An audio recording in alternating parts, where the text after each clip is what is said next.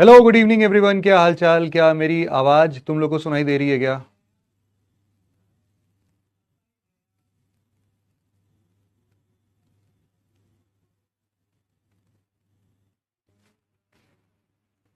मैं बस एक मिनट तुम्हारे वो देख लेता हूँ, कमेंट्स देख लेता हूँ। बस एक मिनट रुक जाओ।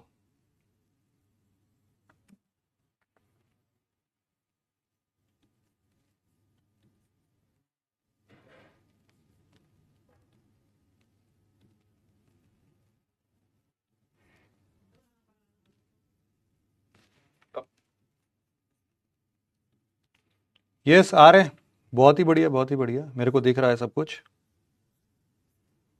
मुस्कान, रिमझिम, विकास, आदर्श, तान्या, वैभव, इशिका, प्रियंका, दीप्ति, मानसी, बहुत बहुत स्वागत है बेटा। विनोद, विशाखा, अंजनी, विभा, भाव्यांशी, बड़े अच्छे अच्छे नाम है यार।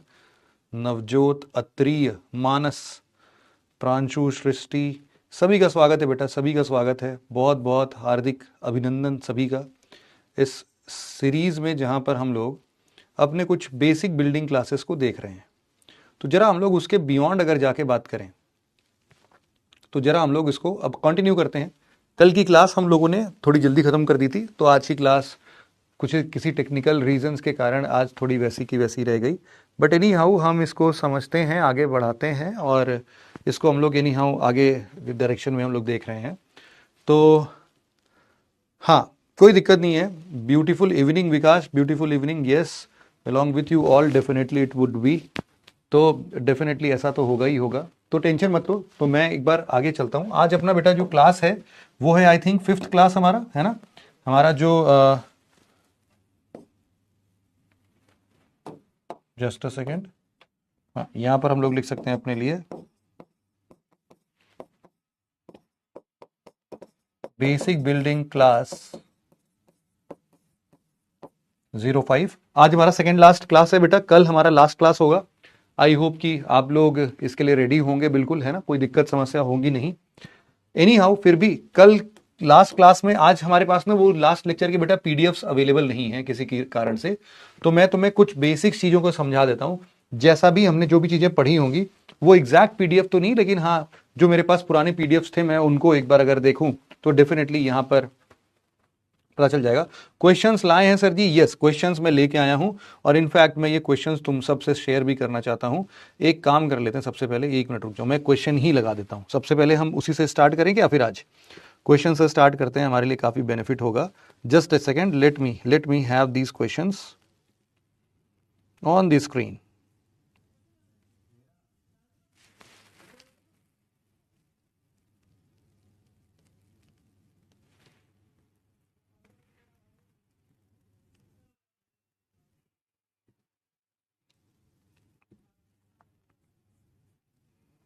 बस एक मिनट बच्चे, मैं इसको लगा देता हूं फटाफट से, और उसके बेसिस पर फिर हम इसको स्टार्ट करते हैं।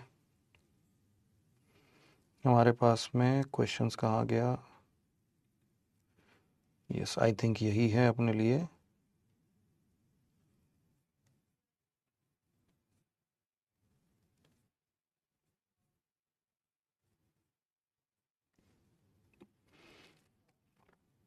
यहाँ पर भी हो गया, और एक और भी है हमारे पास में। जस्ट अ सेकेंड, मैं यहीं पर ओपन कर देता हूँ ना, इसको पता चल जाएगा तुरंत के तुरंत। यहीं से उठा लाते हैं।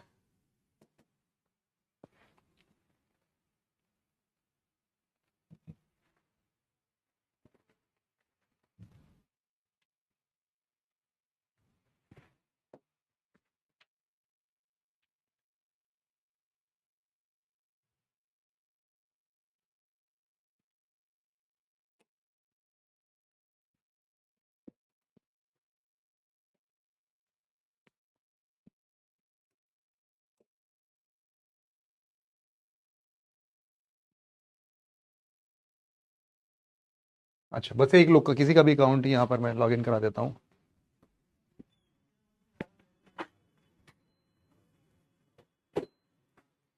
कोई भी अपना यहाँ गूगल अकाउंट लॉगिन कर दे।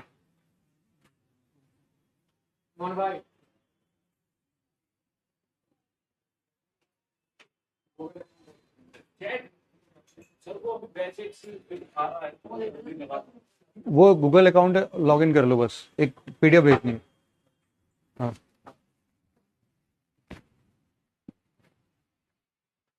तो लास्ट क्लास में हम लोगों ने क्या पढ़ा था वैसे, तब तक हम रिवाइज कर लेते, तब तक ये पीडीएफ जब तक मिल रहा है अपने को। तो लास्ट क्लास में हम लोगों ने बेसिकली, हाँ यही लॉग इन कर दीजिए ना, बस गूगल चैट में मैं भेज दूंगा। हाँ, मतलब किसी का भी लॉग इन कर दीजिए।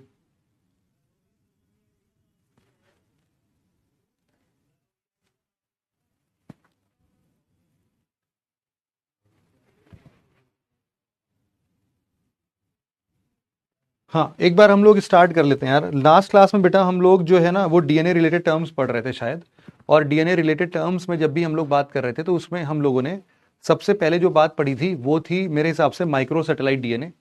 माइक्रो सैटेलाइट डीएनए को ही हम लोगों ने दो और नाम दिए थे, कोई बता सकता है मुझे कौन कौन से? एक तो था एसडीएन। अच्छा, ये खुल तो गया, बस इतना ही चाहिए अपने को। हाँ हाँ, बस बस। यहां पर खुल रहा है क्या?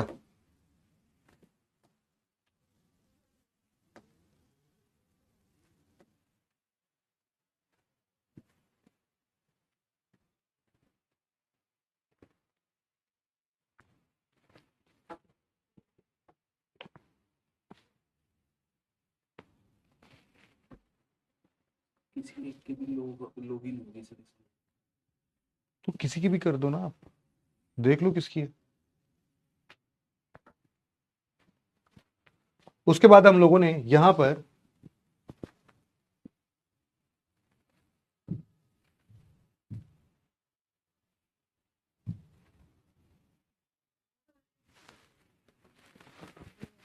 बस ठीक है, हो गया, इतनी ही चाहिए बस मेरे को। शिवदास.1 हो गया अपना काम। अब भी क्या, अभी लिए लो, अब सारे फाइल्स यहीं पर आ जाएंगे ना अपने पास में।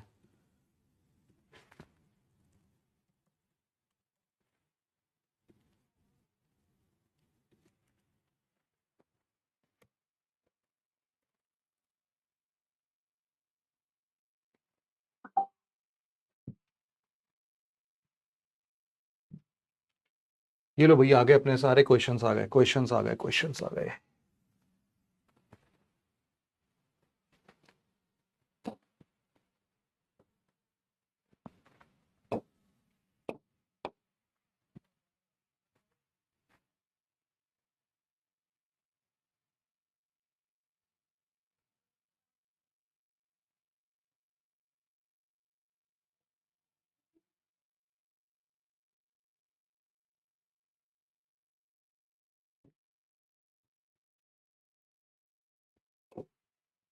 तो पहला क्वेश्चन लगाने के लिए तैयार हो जाओ भाई तुम सब लोग। पहला क्वेश्चन लगाने के लिए तैयार हो जाओ। पोल पे दे देता हूं बस तुम्हें, 1 मिनट रुक जाओ यहां पर फिर।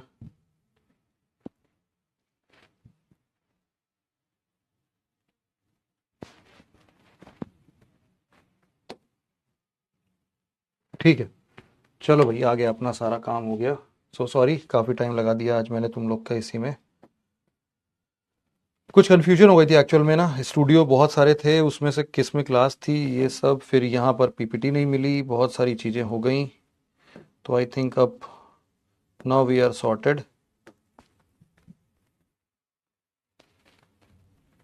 तो यहाँ पर जरा अब हम लोग पहला स्टार्ट कर देते हैं। तो चलो तुम्हारे लिए पोल स्टार्ट कर देता हूँ मैं, है ना। हैप्पी वैलेंटाइन डे मेरे को बोल रहे हो? बेटा जिंदगी में और कोई मिला नहीं तुम्हें? बड़ी दुख की बात है। कोई नहीं, हैप्पी वैलेंटाइन डे बेटा। जिनका कोई नहीं है उनका मैं हूँ, टेंशन मत लो। हाँ,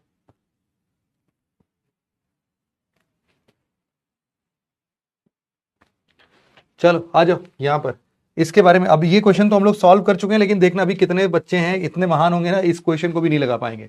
तुम लोग ना अपने आप पर मतलब रोओगे कि सर ऐसे बच्चों के साथ हम क्यों पढ़ रहे हैं, जिनको 2 बार क्वेश्चन सॉल्व करने के बाद भी चीजें समझ में नहीं आती हैं। जिसका भी ये आंसर गलत हुआ ना बेटा, चुल्लू भर पानी लेके तुम सभी लोग अपने अपने हिसाब से तैयार रहना। वो तो सिस्टम का भला हो कि सी और डी या जो भी ऑप्शन इसमें गलत होगा उसको मार्क करने वाले लोग दिखाई नहीं देते हैं, नहीं तो फिर। हाँ बताओ भाई, बताओ क्या आंसर होगा। समय समाप्ति की घोषणा होने वाली है, बस 15 मिनट बच रहे हैं।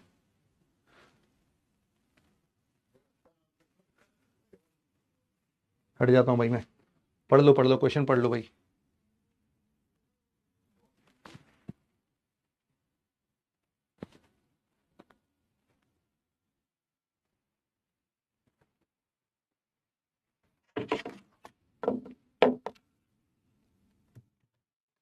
समय समाप्त हो चुका है भैया, तुम लोग का समय समाप्ति की घोषणा हो चुकी है। चलो इसका सही सही सवाल अब सबको पता है, ये तो कितनी बार एक्सप्लेन ही हो चुका है ना। ये तो इसमें तो कोई शक की बात है नहीं।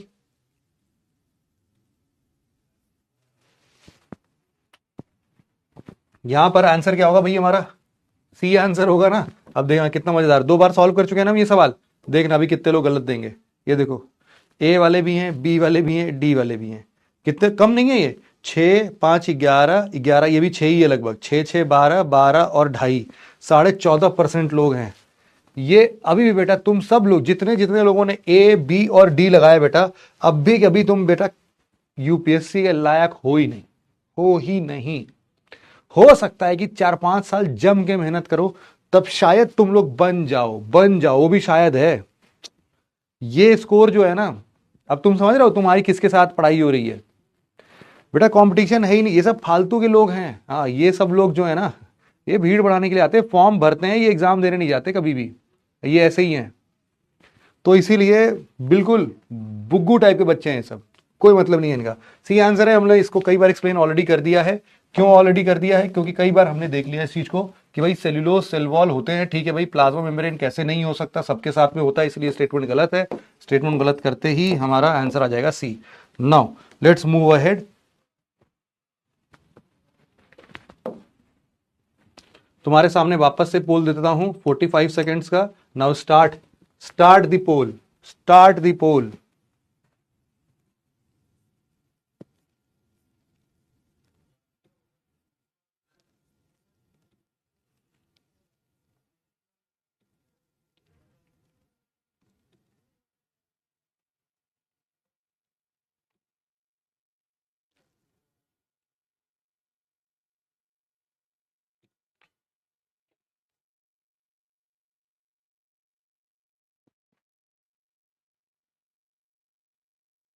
क्या होगा भाई आंसर, बहुत आसान सा है।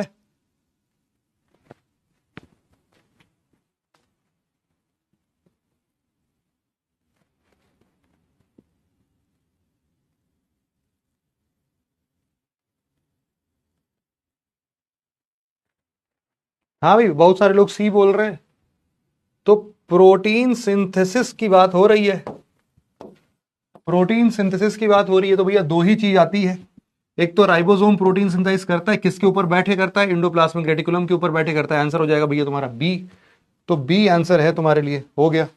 अभी भी देखो महान से महानतम प्राणी अभी भी वही है, 5 5 10 और 6, 16% लोग अभी भी गड़बड़ी कर रहे हैं। 84% लोगों ने सही आंसर दिया है, वेरी गुड। यहां पर देखता हूं जरा कौन कौन सही आंसर देने वाला है। अरे भाई साहब शिवम कुमार आ गए, दिव्य बेटा नाम रोशन करोगे तुम मेरा। दिव्य, शिवाली, शिवाली, छवि, शिखा, अदिति, पिंकी, ऋतिक, अनिकेत, श्रेया, बढ़िया। जरा जरा नेक्स्ट आते हैं, नेक्स्ट आते हैं भाई साहब, फटाफट से आ जाओ। चलो आ जाओ, इस पे आ जाओ।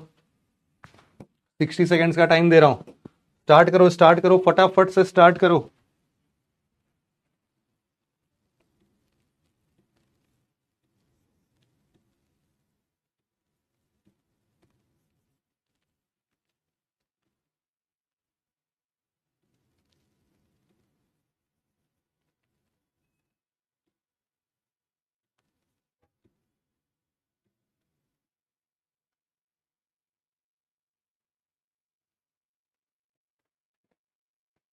क्या हो रहा है आंसर, क्या हो रहा है आंसर, जल्दी जल्दी आ जाओ।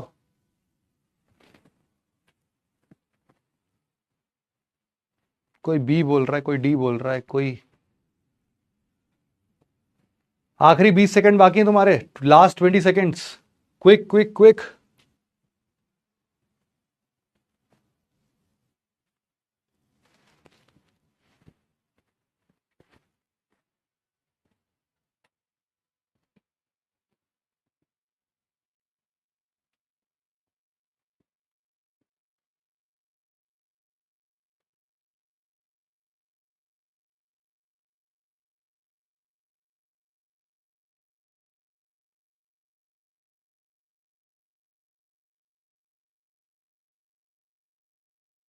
हो गया भाई, टाइम अप हो गया भैया, टाइम अप।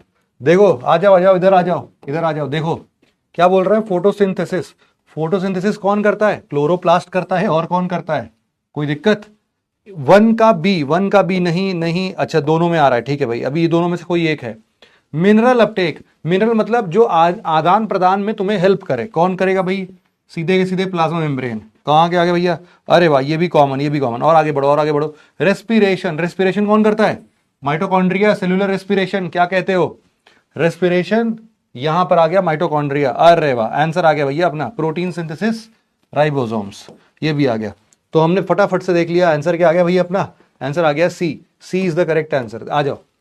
ओ लो भाई, अभी भी यही लोग हैं, ए बी और डी वाले भी इतने सारे लोग हैं। अगेन दिव्य त्रिपाठी, ऋतिक, शालिनी, काव्या, आचार्य, महर्षि, महर्षि, अच्छा महर्षि होना चाहिए क्या, महर्षि, संस्कृति, अविनाश, शुभम और अनीस। वेरी गुड बेटा, वेरी गुड। ये सारे के सारे इतना शानदार तरीके से यहाँ पर आगे बढ़ते जा रहे हैं, बढ़ते जा रहे हैं। जरा अब हम लोग नेक्स्ट आते हैं। नेक्स्ट यहाँ पर हम लोग जरा इस चीज को वापस से देखें। ये हो गया अपना अगला सवाल। देखो भैया अगला सवाल, at present scientist can determine, हाँ यहां पर इसको ध्यान से पढ़ना। पेडिग्री मतलब होता है बेटा लीनिएज। हाँ जरा अब आ जाओ, लाइफ स्टॉक। हाँ अरे पोल तो दिया नहीं, पोल तो दिया नहीं, पोल लो भाई, पोल लो, फटाफट से लो।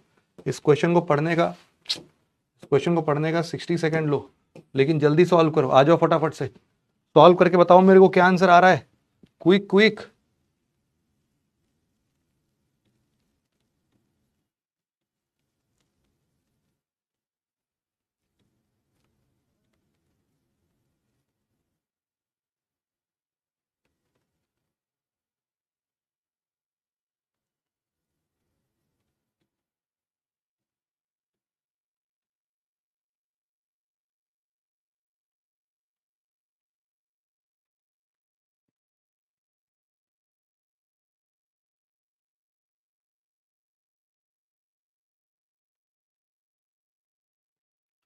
Thirty seconds remaining. अरे क्या कर रहे हो, क्या कर रहे हो भैया, जल्दी काम करना है, तुरंत के तुरंत सॉल्व करो।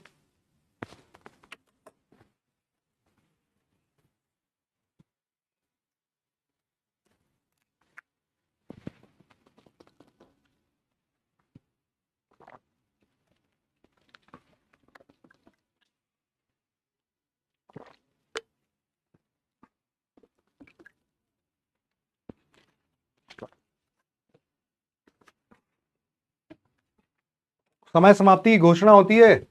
आ जाओ फटाफट से। क्या आंसर आ रहा है भैया तुम लोग का? सी सी सी सी सी सी सी आ रहा है। चैट देख के भी मिस्टेक कर रहे हैं तो बेटा ये लोग लप्पू लोग हैं ना। जैसे तुम लोग धीरे धीरे क्या बन जाओगे, चतुर चिंटू बन जाओगे। ये लोग क्या बनते हैं, लप्पू चिंटू बनते हैं ये लोग। तो लप्पू चिंटू मतलब कि ये है ऐसे ही चुल्लू पर पानी लेके हमेशा फिरते रहेंगे। ये अपने लिए अपने हाथ में छड़ी बड़ी लेके घूमते रहते हैं, जो मिलता है बोलते भैया पनिशमेंट। उनको पता है वो लप्पू हैं, वो कुछ नहीं कर पाएंगे बेचारे, लप्पू से ही हैं। सेकंड देखो भैया क्या बोल रहा है, it is possible to understand the cause of all human diseases. मान लो तुमको एक दिन आके मच्छर ने काट लिया, क्या तुम बीमार हो? हाँ है, मलेरिया हो गया है। क्या तुम्हारा जेनेटिक चेंज हो गया है? जीन्स में चेंजेस हो गए क्या? अरे नहीं हुए ना भैया, मच्छर काटने से चेंज हो जाएगा क्या जीन तुम्हारा?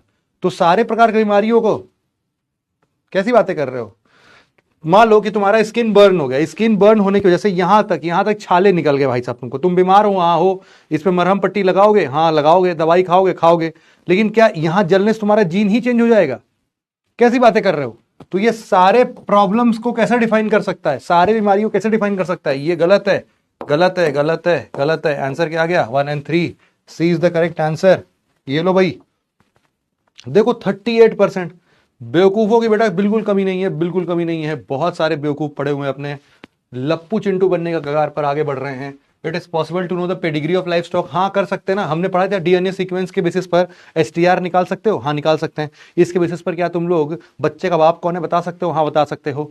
क्या तुम इससे लीनिएज नहीं बता पाओगे? बिल्कुल बता पाओगे। माइटोकॉन्ड्रियल डीएनए की बात की थी हमने, वाई क्रोमोसोम की बात की थी, सबसे तो निकाल लोगे तुम। फिर उसके बाद it is possible to develop disease resistant animal breeds, हाँ ये तुम्हें पता नहीं है, लेकिन जीएम क्रॉप्स इसी का तो नाम है, जहां पर तुम डिसीज रेसिस्टेंट क्रॉपिंग वगैरह से बना लेते हो। तो इसीलिए 1 और 3, वैसे भी तुमको दूसरा वाला एलिमिनेट करना था, आंसर आ जाता, उतना बवाल ही नहीं है। आ जाओ अगले सवाल पर, अगले सवाल पर आ जाओ। डीएनए फिंगरप्रिंटिंग, डीएनए फिंगरप्रिंटिंग क्या हमने पढ़ रखा है क्या? हाँ पढ़ तो लिया, अभी गली तो पढ़ा है। वेरी गुड वेरी गुड, मजा ही आ गया, मजा ही आ गया भाई साहब।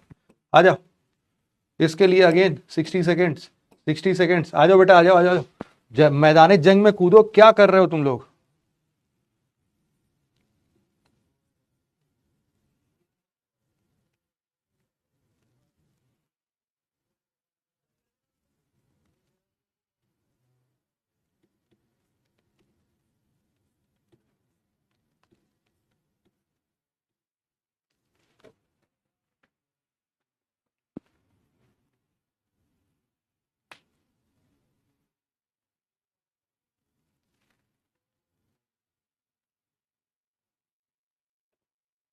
अरे मैदान जंग में कूद ही नहीं रहे हो यार तुम लोग।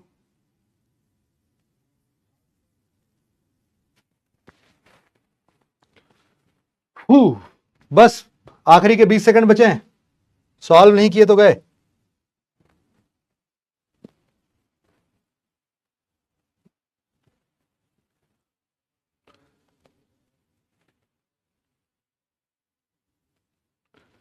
हो ए पर ताला लगाया जाए।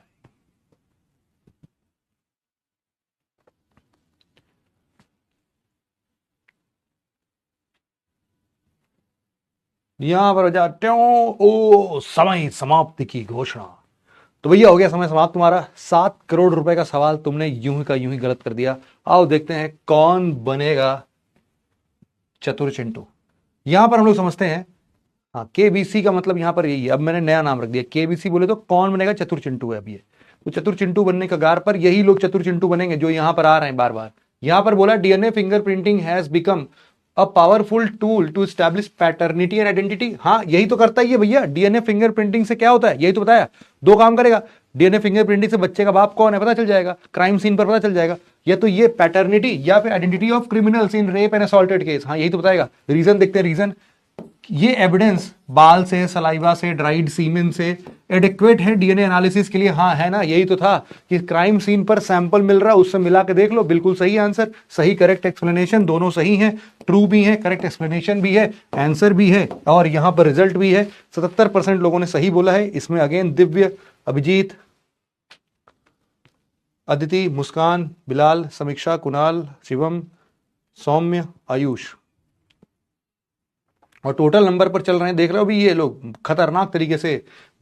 काव्या, आचार्य, समीक्षा, झूमा, अभिजीत, संस्कृति, राम, मोनीश, जतिन, जयदीप। वेरी गुड बेटा, very good, very good, very good. आ जाओ आ जाओ आ जाओ। अरे भाई साहब ये भी आ गया, अपना वायरस का भी फंडा आ गया। ये लो सवाल, ये लो समय और शुरू करो। टाइम नहीं है बेटा, टाइम नहीं है। क्या कर रहे हो, क्या कर रहे हो भैया?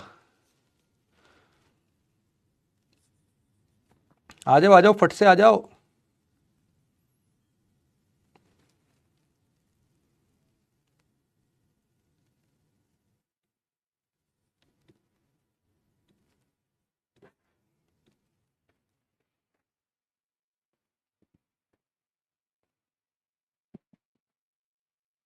पोल नहीं आ रहा, पोल नहीं आ रहा, पोल नहीं आ रहा।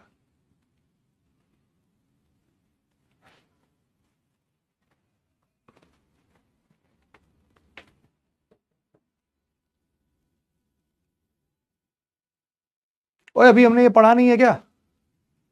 ओए ये तो हमने पढ़ा नहीं है अभी। रुक जा रुक जा रुक जा, वायरस तो भी पढ़ा नहीं है। Cancel cancel cancel. जितने लोगों ने पढ़ा है सिर्फ वो आंसर दे दो बस, कोई बात नहीं है। इसको तो अभी हमने पढ़ा ही नहीं है, क्यों सॉल्व कर रहे हैं?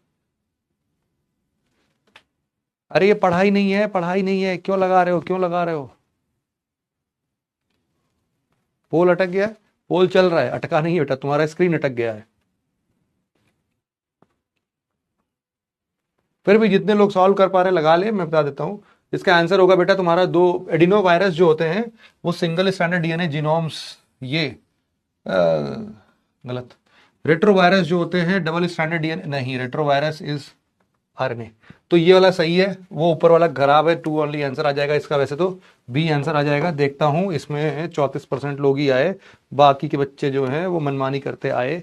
लेकिन इसके बाद जरा देखते हैं कोई सवाल है भी जो तुम सॉल्व कर सकते हो।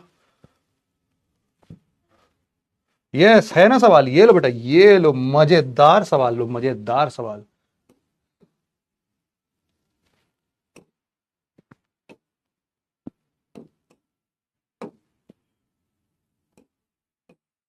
ये लो बेटा, ये लो।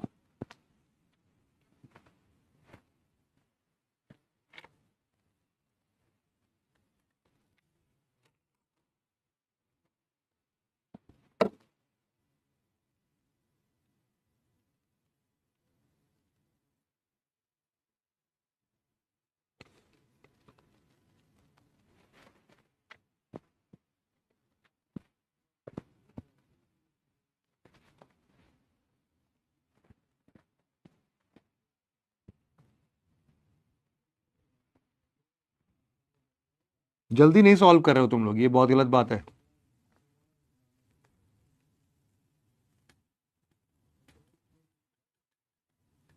कुछ लोग बी बोल रहे हैं, कुछ लोग सी बोल रहे हैं।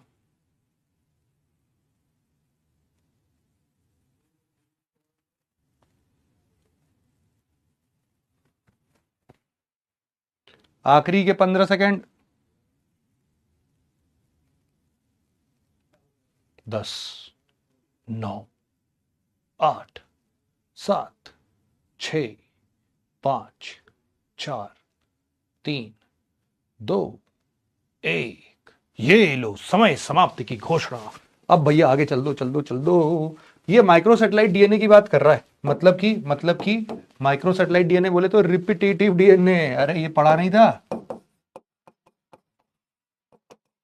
Repetitive DNA. और क्या पढ़ा था इसको? एसटीआर। वही तो है ये। क्या है ये सब? क्या इवोल्यूशनरी रिलेशनशिप ही तो पता करेगा। क्या तुमने अभी तक पढ़ा है एफिकेसी ऑफ ड्रग को?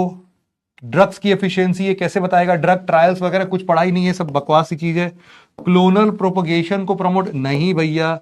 Stimulating stem cell transform into diverse function. अरे क्या ही बात कर रहा है, स्टेम सेल्स तो अभी हमने पढ़ा ही नहीं है वैसे भी। तो डाइवर्स फंक्शनल टिश्यूज ये भी नहीं होगा। आंसर हो जाएगा ए आंसर हो जाएगा। तो फटाफट से हम लगाएंगे ए। और 72% लोगों ने सही किया है। Very good, very good, very good. देखते हैं और कोई सवाल है क्या आपने लिए।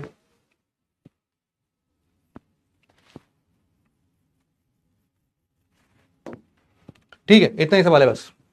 एक सवाल और है, वो लास्ट में कराऊंगा। तो जरा अगर हम लोग अभी के अभी यहां से लीडर बोर्ड को देखते हैं तो मिस्टर काव्या गोयल। बेटा काव्या जो है वो तो लड़कियों का नाम है। तुम क्या काव्य हो क्या? काव्य गोयल। इसीलिए मिस्टर लगा दिया है उसने कि भैया मेरा नाम कोई काव्या ना पड़े, ना ही मुझे कोई लड़की समझने की गलती करे। बाकी जितने भी लीडर बोर्ड के 10 इंसान हैं उनके साथ के सातों सवाल सही हैं। आचार्य, समीक्षा, मतलब आशीष, समीक्षा, झुमा, लकी, खुशी, कीर्ति, नितिन, फिर खुशी, और फिर त्रिनाथ। बहुत ही बढ़िया बात है बेटा, बहुत ही बढ़िया। तुम सभी को बहुत बहुत बधाइयाँ। लीडर बोर्ड पर सिर्फ इतना ही दिखता है। तो बस इसके आगे अब हम बढ़ते हैं। खुश हो गए होंगे आज तो तुम लोग लगा के, कुछ लोग दुखी भी हो गए होंगे। तो ये आज बन जाते हैं हमारे कौन बनेगा चतुर चिंटू के 10 विजेता। और बाकी के बाकी जो सबसे आखिरी के लोग होंगे वो बनेगा कौन बनेगा लप्पू चिंटू, वो बाद में देखा जाएगा। तो जितने भी लप्पू चिंटू बने होंगे, आखिरी के जो 50 लोग होंगे ना, वो अपने आप को लप्पू चिंटू मान के चलें। हाँ भाई एकदम समझ लेना। तो लप्पू चिंटू जितने भी लोग हैं वो सब चुल्लू भर पानी लेके तैयार हो जाओ, बिल्कुल तैयार हो जाओ बेटा। क्योंकि कोई मुरब्बत नहीं है, यूपीएससी तुमको कोई मौका नहीं दे रहा है एक्स्ट्रा। तो तुम इसीलिए भूल ही जाओ।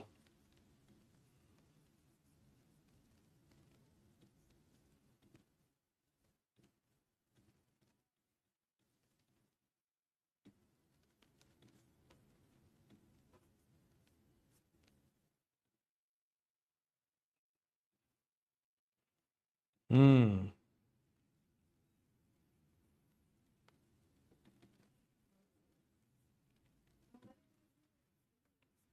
कोई बड़े नंबर बताओ, कितने नंबर, कितने पीछे पीछे के रैंक कितने आ रहे हैं? अच्छे वाले तो मेरे को पता है। किसी के ऐसे आए हो 1000 रैंक आए हो, किसी के 1200 आए हो, वो लोग भी बताएं थोड़ा। उनके बारे में भी तो समझ में आए।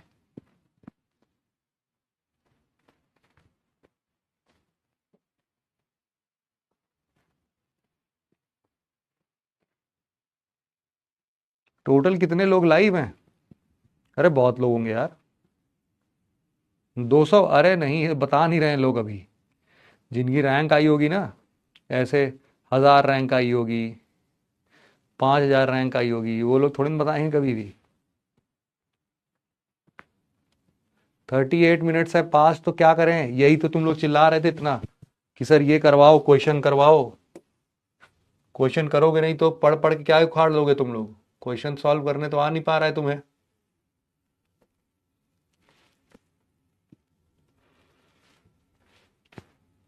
तो कल हम लोगों ने डीएनए फिंगरप्रिंटिंग के बारे में पढ़ लिया था। अच्छा, सेल फ्री डीएनए भी तो पढ़ लिया था। यस, सेल फ्री डीएनए पढ़ लिया था भाई। और तुम लोग को एक छोटा सा बेटा आज का होमवर्क है तुम्हारा, ये जितने भी नए लोग हैं यहाँ पर जिन्होंने इसके बारे में कभी नहीं सुना है, वो प्रो कैरियोटिक सेल और यू कैरियोटिक सेल को होमवर्क में ले जाएं और वहां पर जरा इस चीज को डिक्लेयर, मतलब क्लियरली इसको लिख के देख लें। यहां पर हम लोग समझते हैं बेसिकली जो कैरियोटिक में कैरिया शब्द है उसका मतलब होता है न्यूक्लियस। उसका मतलब होता है न्यूक्लियस, और न्यूक्लियस प्रो मतलब नॉन डिफाइंड, प्रो मतलब नॉन डिफाइंड, और अरे हाँ, प्रो मतलब पुराना, पी से प्रो, पी से पुराना, तो पुराना मतलब नॉन डिफाइंड, यू कैरियोटिक मतलब नया, बिल्कुल नया, वेल डिफाइंड, ट्रू न्यूक्लियस इसको बोलते हैं। तो जरा इसको एक बार तुम लोग अपने 4 से 5 पॉइंट्स लिख के मेरे को कल बताना, कल आखिरी क्लास है, कल चेक करूंगा। फाइनली हम लोग पहुंचते हैं अपने एक नए टॉपिक की तरफ, जहां पर हम लोग बात करना चाहते हैं connecting link between living and non living organism. यही वो था जिसको तुम लोग समझ नहीं पा रहे थे, यही वाला एक क्वेश्चन जो था, जो मैंने तुम्हें पहले दे दिया लेकिन पढ़ा अभी रहा हूं। तो चलो जरा इसके बारे में भी हम लोग समझते हैं। 5555 रैंक वाले भी हैं, देखा ये आ रहा है, देखो 600, 700, 800 रैंक,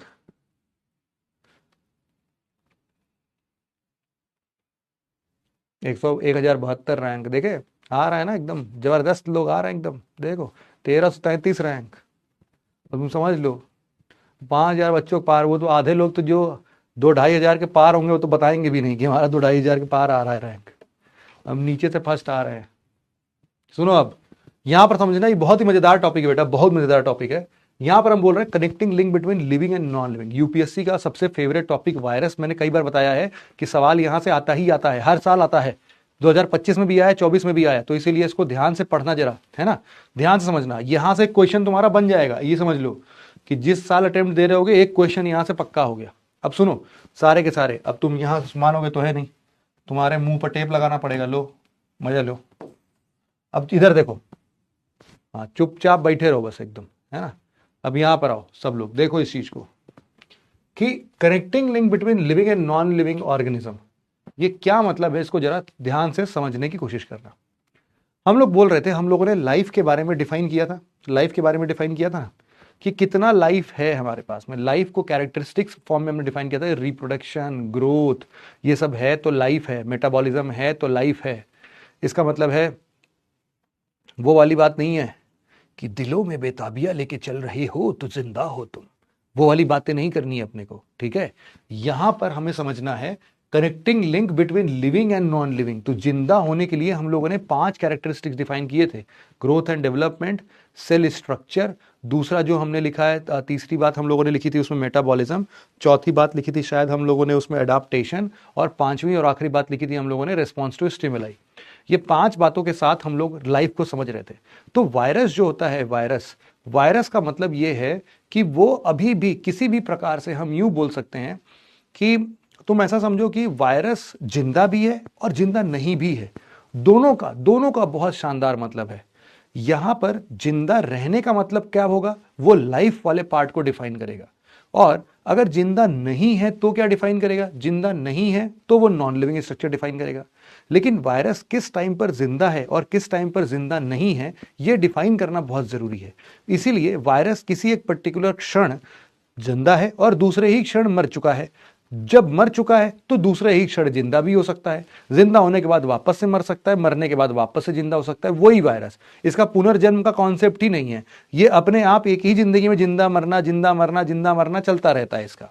तो ये कैसे हो पा रहा है, इसको जरा हम लोग ध्यान से समझने की कोशिश करते हैं, ठीक है।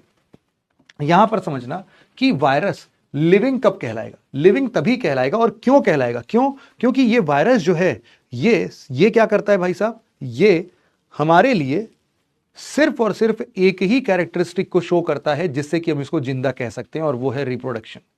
ये रिप्रोडक्शन कैसे करता है अभी हम वो भी समझेंगे, लेकिन इसको सब सिर्फ एक बात समझना कि अगर तुम्हारे सामने यूं ही कहीं वायरस गिरा पड़ा है तो वो मर चुका है, वो मरा हुआ है।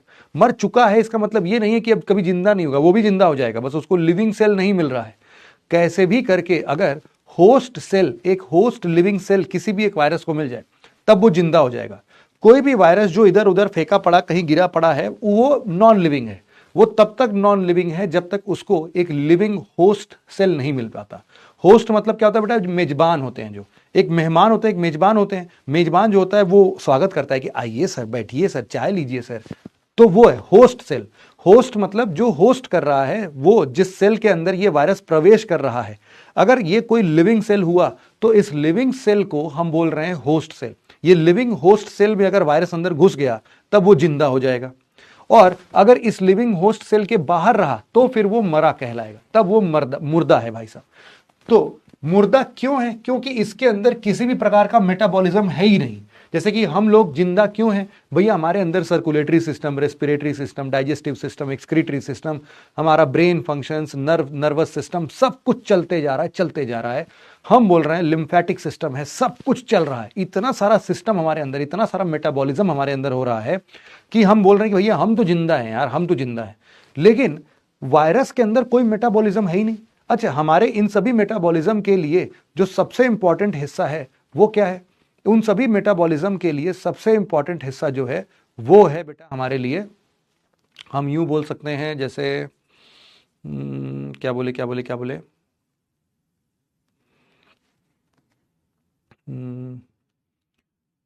जैसे मान लो हमारा कोई भी ऑर्गन है, जैसे मान लो हार्ट है, हार्ट ब्लड पंप करता है तो ब्लड सर्कुलेट हो रहा है अपना। तो सर्कुलेटरी सिस्टम के लिए ऑर्गन मतलब हार्ट का होना बहुत जरूरी है ना। अगर ये हार्ट नहीं रहेगा तो पंप ब्लड को करेगा कौन? और ब्लड जब पंप होगा ही नहीं तो फिर कैसा? तुम बोलोगे सर आज के दिन प्लीज ये हार्ट की बातें मत करो सर, आज का दिन जो है वो, अबे पगले ब्लैक डे मनाओ तुम सब लोग, है ना।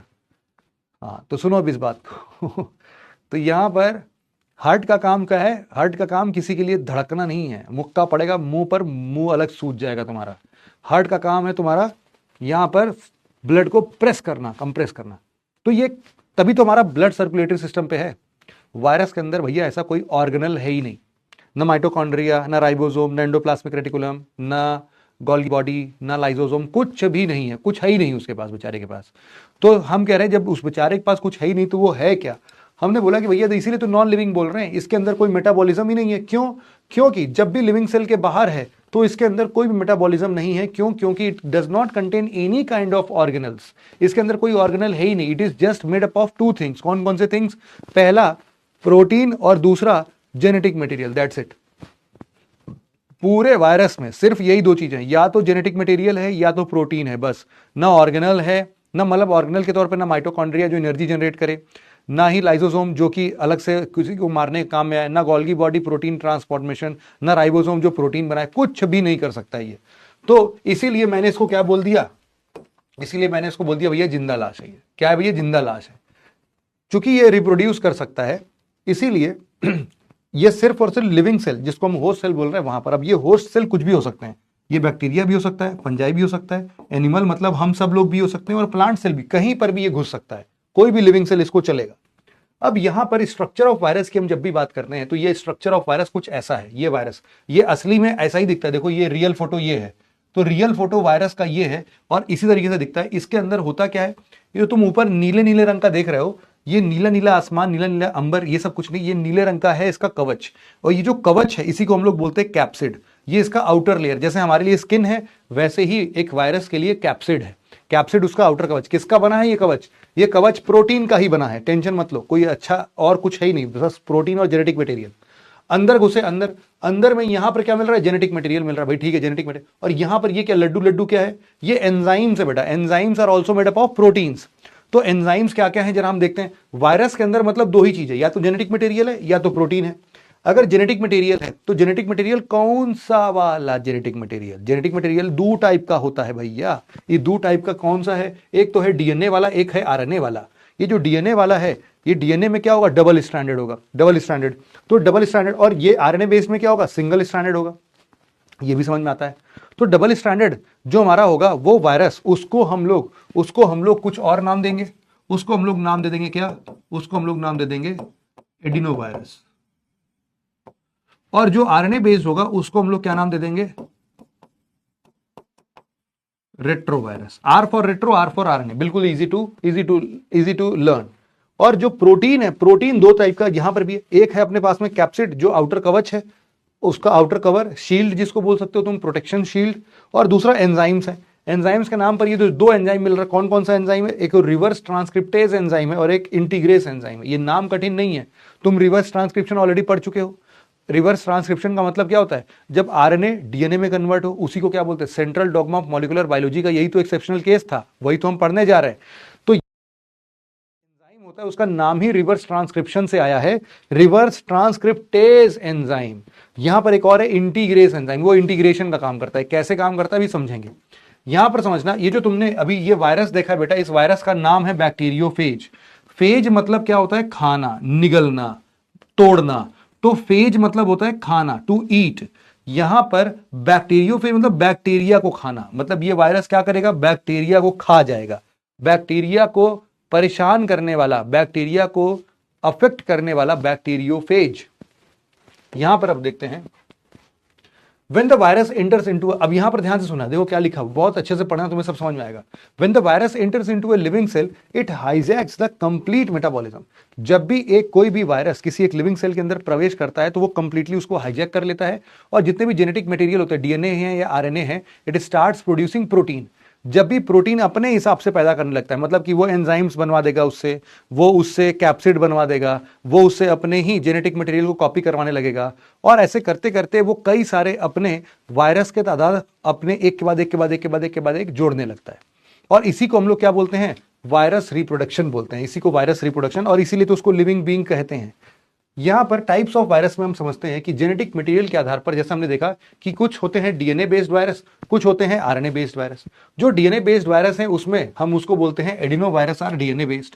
इसमें जैसे पॉक्स वायरस, हेपेटाइटिस बी का है, कॉमन कोल्ड का वायरस, ये सब लप्पू से वायरस होते हैं, ज्यादा अफेक्ट नहीं करते हैं, लेकिन हाँ कुछ कुछ ज्यादा गंभीर भी होते हैं। लेकिन जो आरएनए बेस्ड वायरस है, जिनको रेट्रो वायरस है, वो भैया बहुत खतरनाक होते हैं, बहुत ही खतरनाक होते हैं। तुम देखो HIV, corona, chikungunya, mumps, dengue, measles, Zika, Ebola, Nipah, hepa, hepatitis A, C, D, E. जो हेपेटाइटिस बी है वो है इधर, और बाकी के हेपेटाइटिस ए, हेपेटाइटिस बी नहीं, hepatitis C, hepatitis D, hepatitis E, ये सारे के सारे क्या है? रेट्रो वायरस हैं। तो अब तुम देख सकते हो सारा का सारा इतना खतरनाक है भाई साहब। ये तुम्हारा Zika, Ebola, Nipah, dengue, mumps, measles, chikungunya, corona, HIV, सब क्या है? रेट्रो वायरस है। ये सब के सब रेट्रो वायरस। रेट्रो वायरस का मतलब क्या है? कि दे आर आरएनए बेस्ड। इनका जो जेनेटिक मटेरियल होगा वो क्या होगा? आरएनए बेस्ड होगा। और यहां पर जो डीएनए बेस्ड वायरस हैं, उनका उनका जो जेनेटिक मटेरियल होगा वो डबल स्ट्रैंडेड डीएनए जैसा कुछ होगा। तो ऐसा कुछ, यही अंतर है अपने लिए, है ना? आई थिंक ये बात तुमको समझ में आ गई है। अब इन्फेक्शन टारगेट, ये किसको अफेक्ट कर रहे हैं उसके आधार पर भी अगर हम इस बात को समझने की कोशिश करें तो ये सारी चीजें कैसे समझ में आएंगी कि भैया देखो, एनिमल बेस्ड वायरस है, कुछ प्लांट मतलब एनिमल को अफेक्ट करने वाले, ये जितने भी यहाँ वायरस लिखे हैं हम सब, ये सब एनिमल बेस्ड वायरस ही हैं। यही दोबारा लिख लेना। प्लांट बेस्ड वायरस कौन कौन से? जो प्लांट को अफेक्ट करते हैं, जैसे कि मोजाइक वायरस। मोजाइक वायरस जो है वो बेसिकली किसको अफेक्ट करता है? टोबैको। हाँ भैया, जो जर्दा ऐसे मलते हैं, खट खट खट ऐसे खाते हैं, वो वाला टोबैको। अब सोचो, टोबैको लोगों की जान लेता है। वायरस इतना खतरनाक है भाई साहब, ये टोबैको की ही जान ले लेता है। हाँ, ये वायरस इसीलिए इतना खतरनाक है, टोबैको की वायरस, टोबैको वायरस। फिर ये कॉलीफ्लावर, गोभी, कुकुम्बर मतलब खीरा, ये खीरा, गोभी, सुरती, सुरती मतलब जर्दा, इन सब जगहों पर भी ये डेफिनेटली इस तरीके से अफेक्ट करता है। इनको अगर अफेक्ट करता है तो ये प्लांट बेस्ड वायरस हो गया। दूसरा इसका एग्जाम्पल क्या है? एक और भी है, पोटैटो लीफ रोल वायरस, ये आलू को खराब करता है। फिर क्या है? बैक्टीरिया बेस्ड, मतलब बैक्टीरियोफेज तो अभी मैंने देखा, बैक्टीरिया को खाने वाला, बैक्टीरिया को अफेक्ट करने वाला। फंजाई बेस्ड वायरस माइकोफेज होता है। माइको शब्द का इस्तेमाल तभी होता है, माइको शब्द का इस्तेमाल तभी होता है जब हम फंजाई से रिलेट कर रहे होते हैं। माइको मतलब फंजाई, तो फंजाई बेस्ड वायरस मतलब माइकोफेज। ये भी हमने को समझ में आ गया भैया। ठीक है, इतनी बातें समझ में आ गई। अब इतनी बातें अगर तुमको समझ में आ गई तो जरा ई वाला सवाल लगा के दिखाओ। ओए नीचे है क्या? हाँ, अब देखो ये सवाल समझ में आ रहा है तुम लोग को?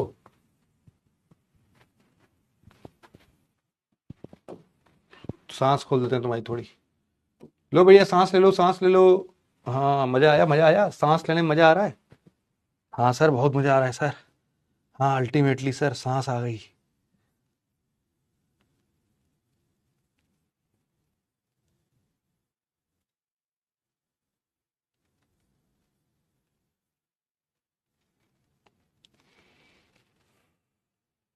समझ में आई बातें?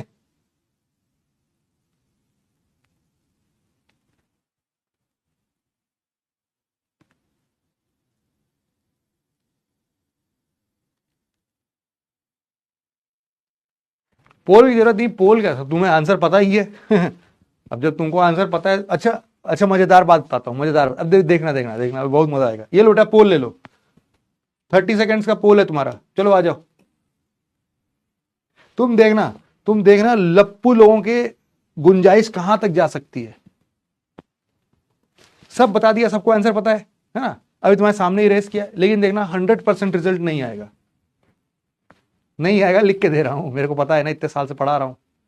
आ जाए तो भाई साहब आज तो इतिहास रच दोगे तुम लोग। कंपाइलेशन नोट चाहिए, मैं दे दूंगा। कंपाइलेशन नोट चाहिए, मैं अपडेट करा दूंगा, डोंट वरी।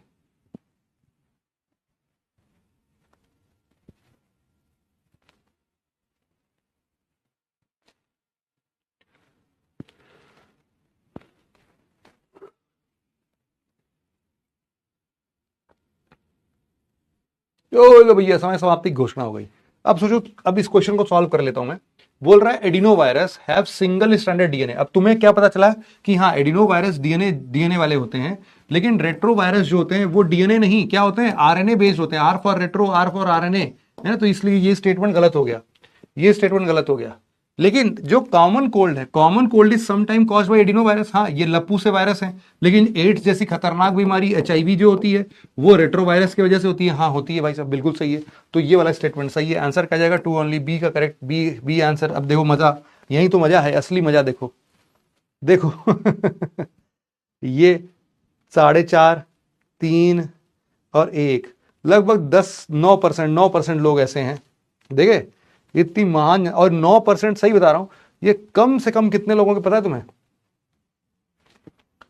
अगर मान के चल रहा हूं कि मैं यहां पर पढ़ने वाले 3000 बच्चे भी होंगे, 3000 बच्चों का मतलब है 9 तारीख 27, लगभग 250 बच्चों से ज्यादा हिसाब किताब है ये।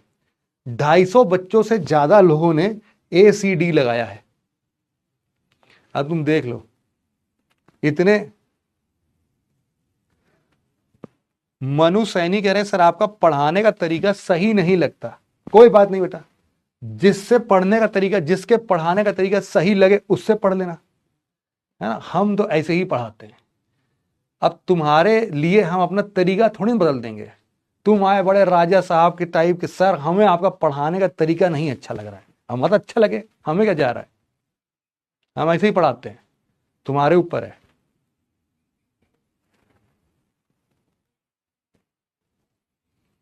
ठीक है भाई, तो ये क्वेश्चन अब अपने को समझ में आ गया। ठीक है ठीक है ठीक है। नेक्स्ट हम आते हैं, नेक्स्ट हम आते हैं और हम अपने एक नए टॉपिक की तरफ आगे बढ़ रहे हैं। इसमें बहुत ही बढ़िया, कहाँ गया भैया अपना,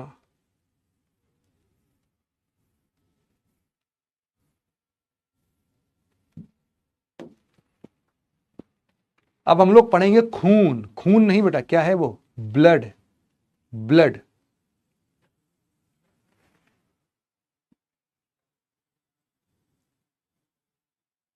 डाउट सेक्शन देख लूं मैं? अच्छा रुक जाओ, देख लेता हूं।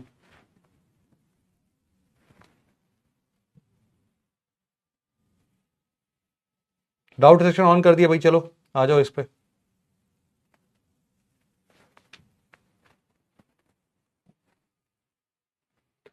सर वायरस होस्ट सेल में रहेगा तो मेटाबॉलिज्म करता है।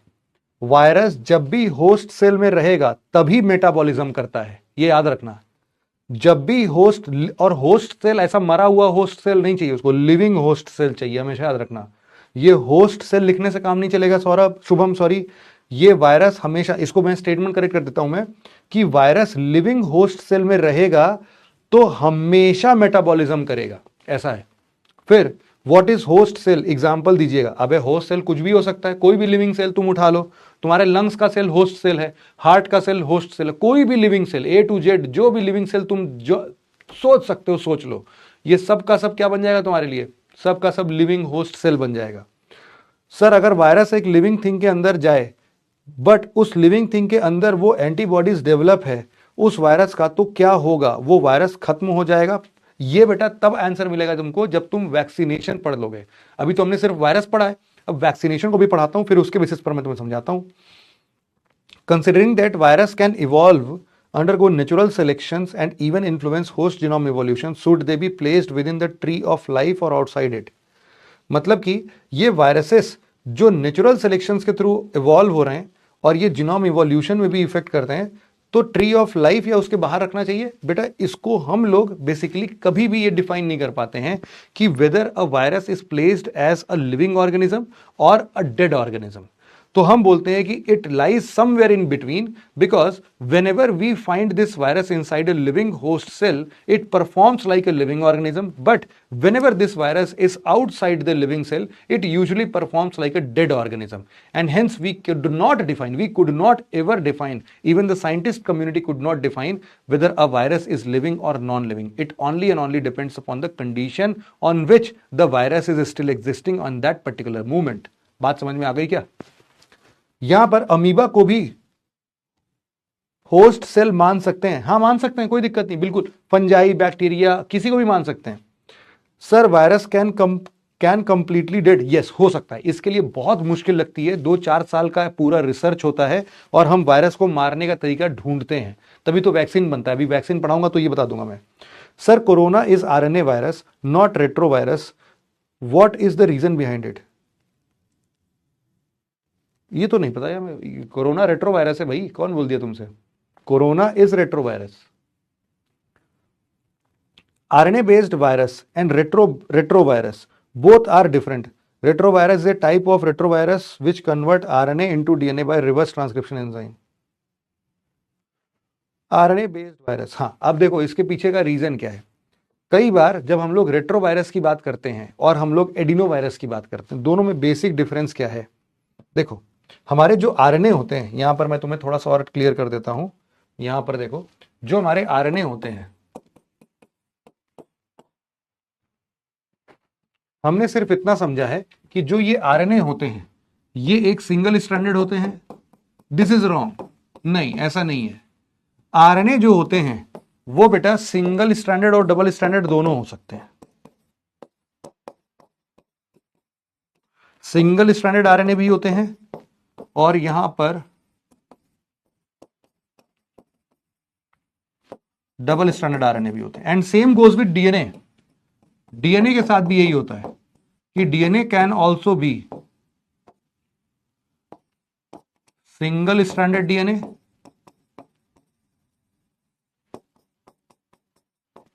और ये हो सकता है डबल स्ट्रैंडेड डीएनए।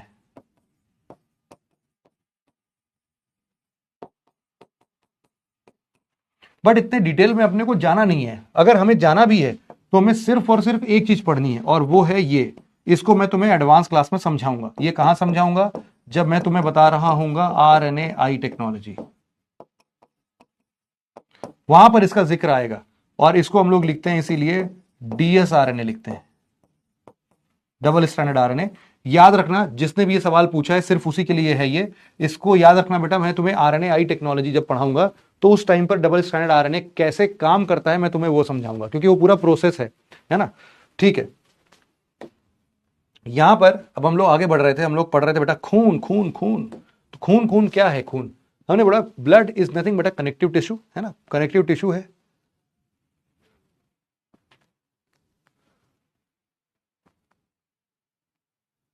हाँ यहां पर डबल स्टैंडर्ड आरएनए का बेटा एग्जाम्पल मैं दे दूंगा तुम्हें। डबल स्टैंडर्ड आरएनए का ऐसा कोई एग्जाम्पल नहीं है, मतलब एग्जाम्पल मतलब मैं तुम्हें नाम नहीं बता सकता हूं उसका, क्योंकि ऐसा मैंने भी कभी उसका नाम नहीं पढ़ा है। लेकिन आरएनए टेक्नोलॉजी में जब भी हम इस्तेमाल करते हैं तो definitely we use double standard RNA. Double standard RNAs are mostly lab made. कैसे होते हैं ये लैब मेड, मैं तुम्हें ये भी समझा देता हूं, बस ये देख लो।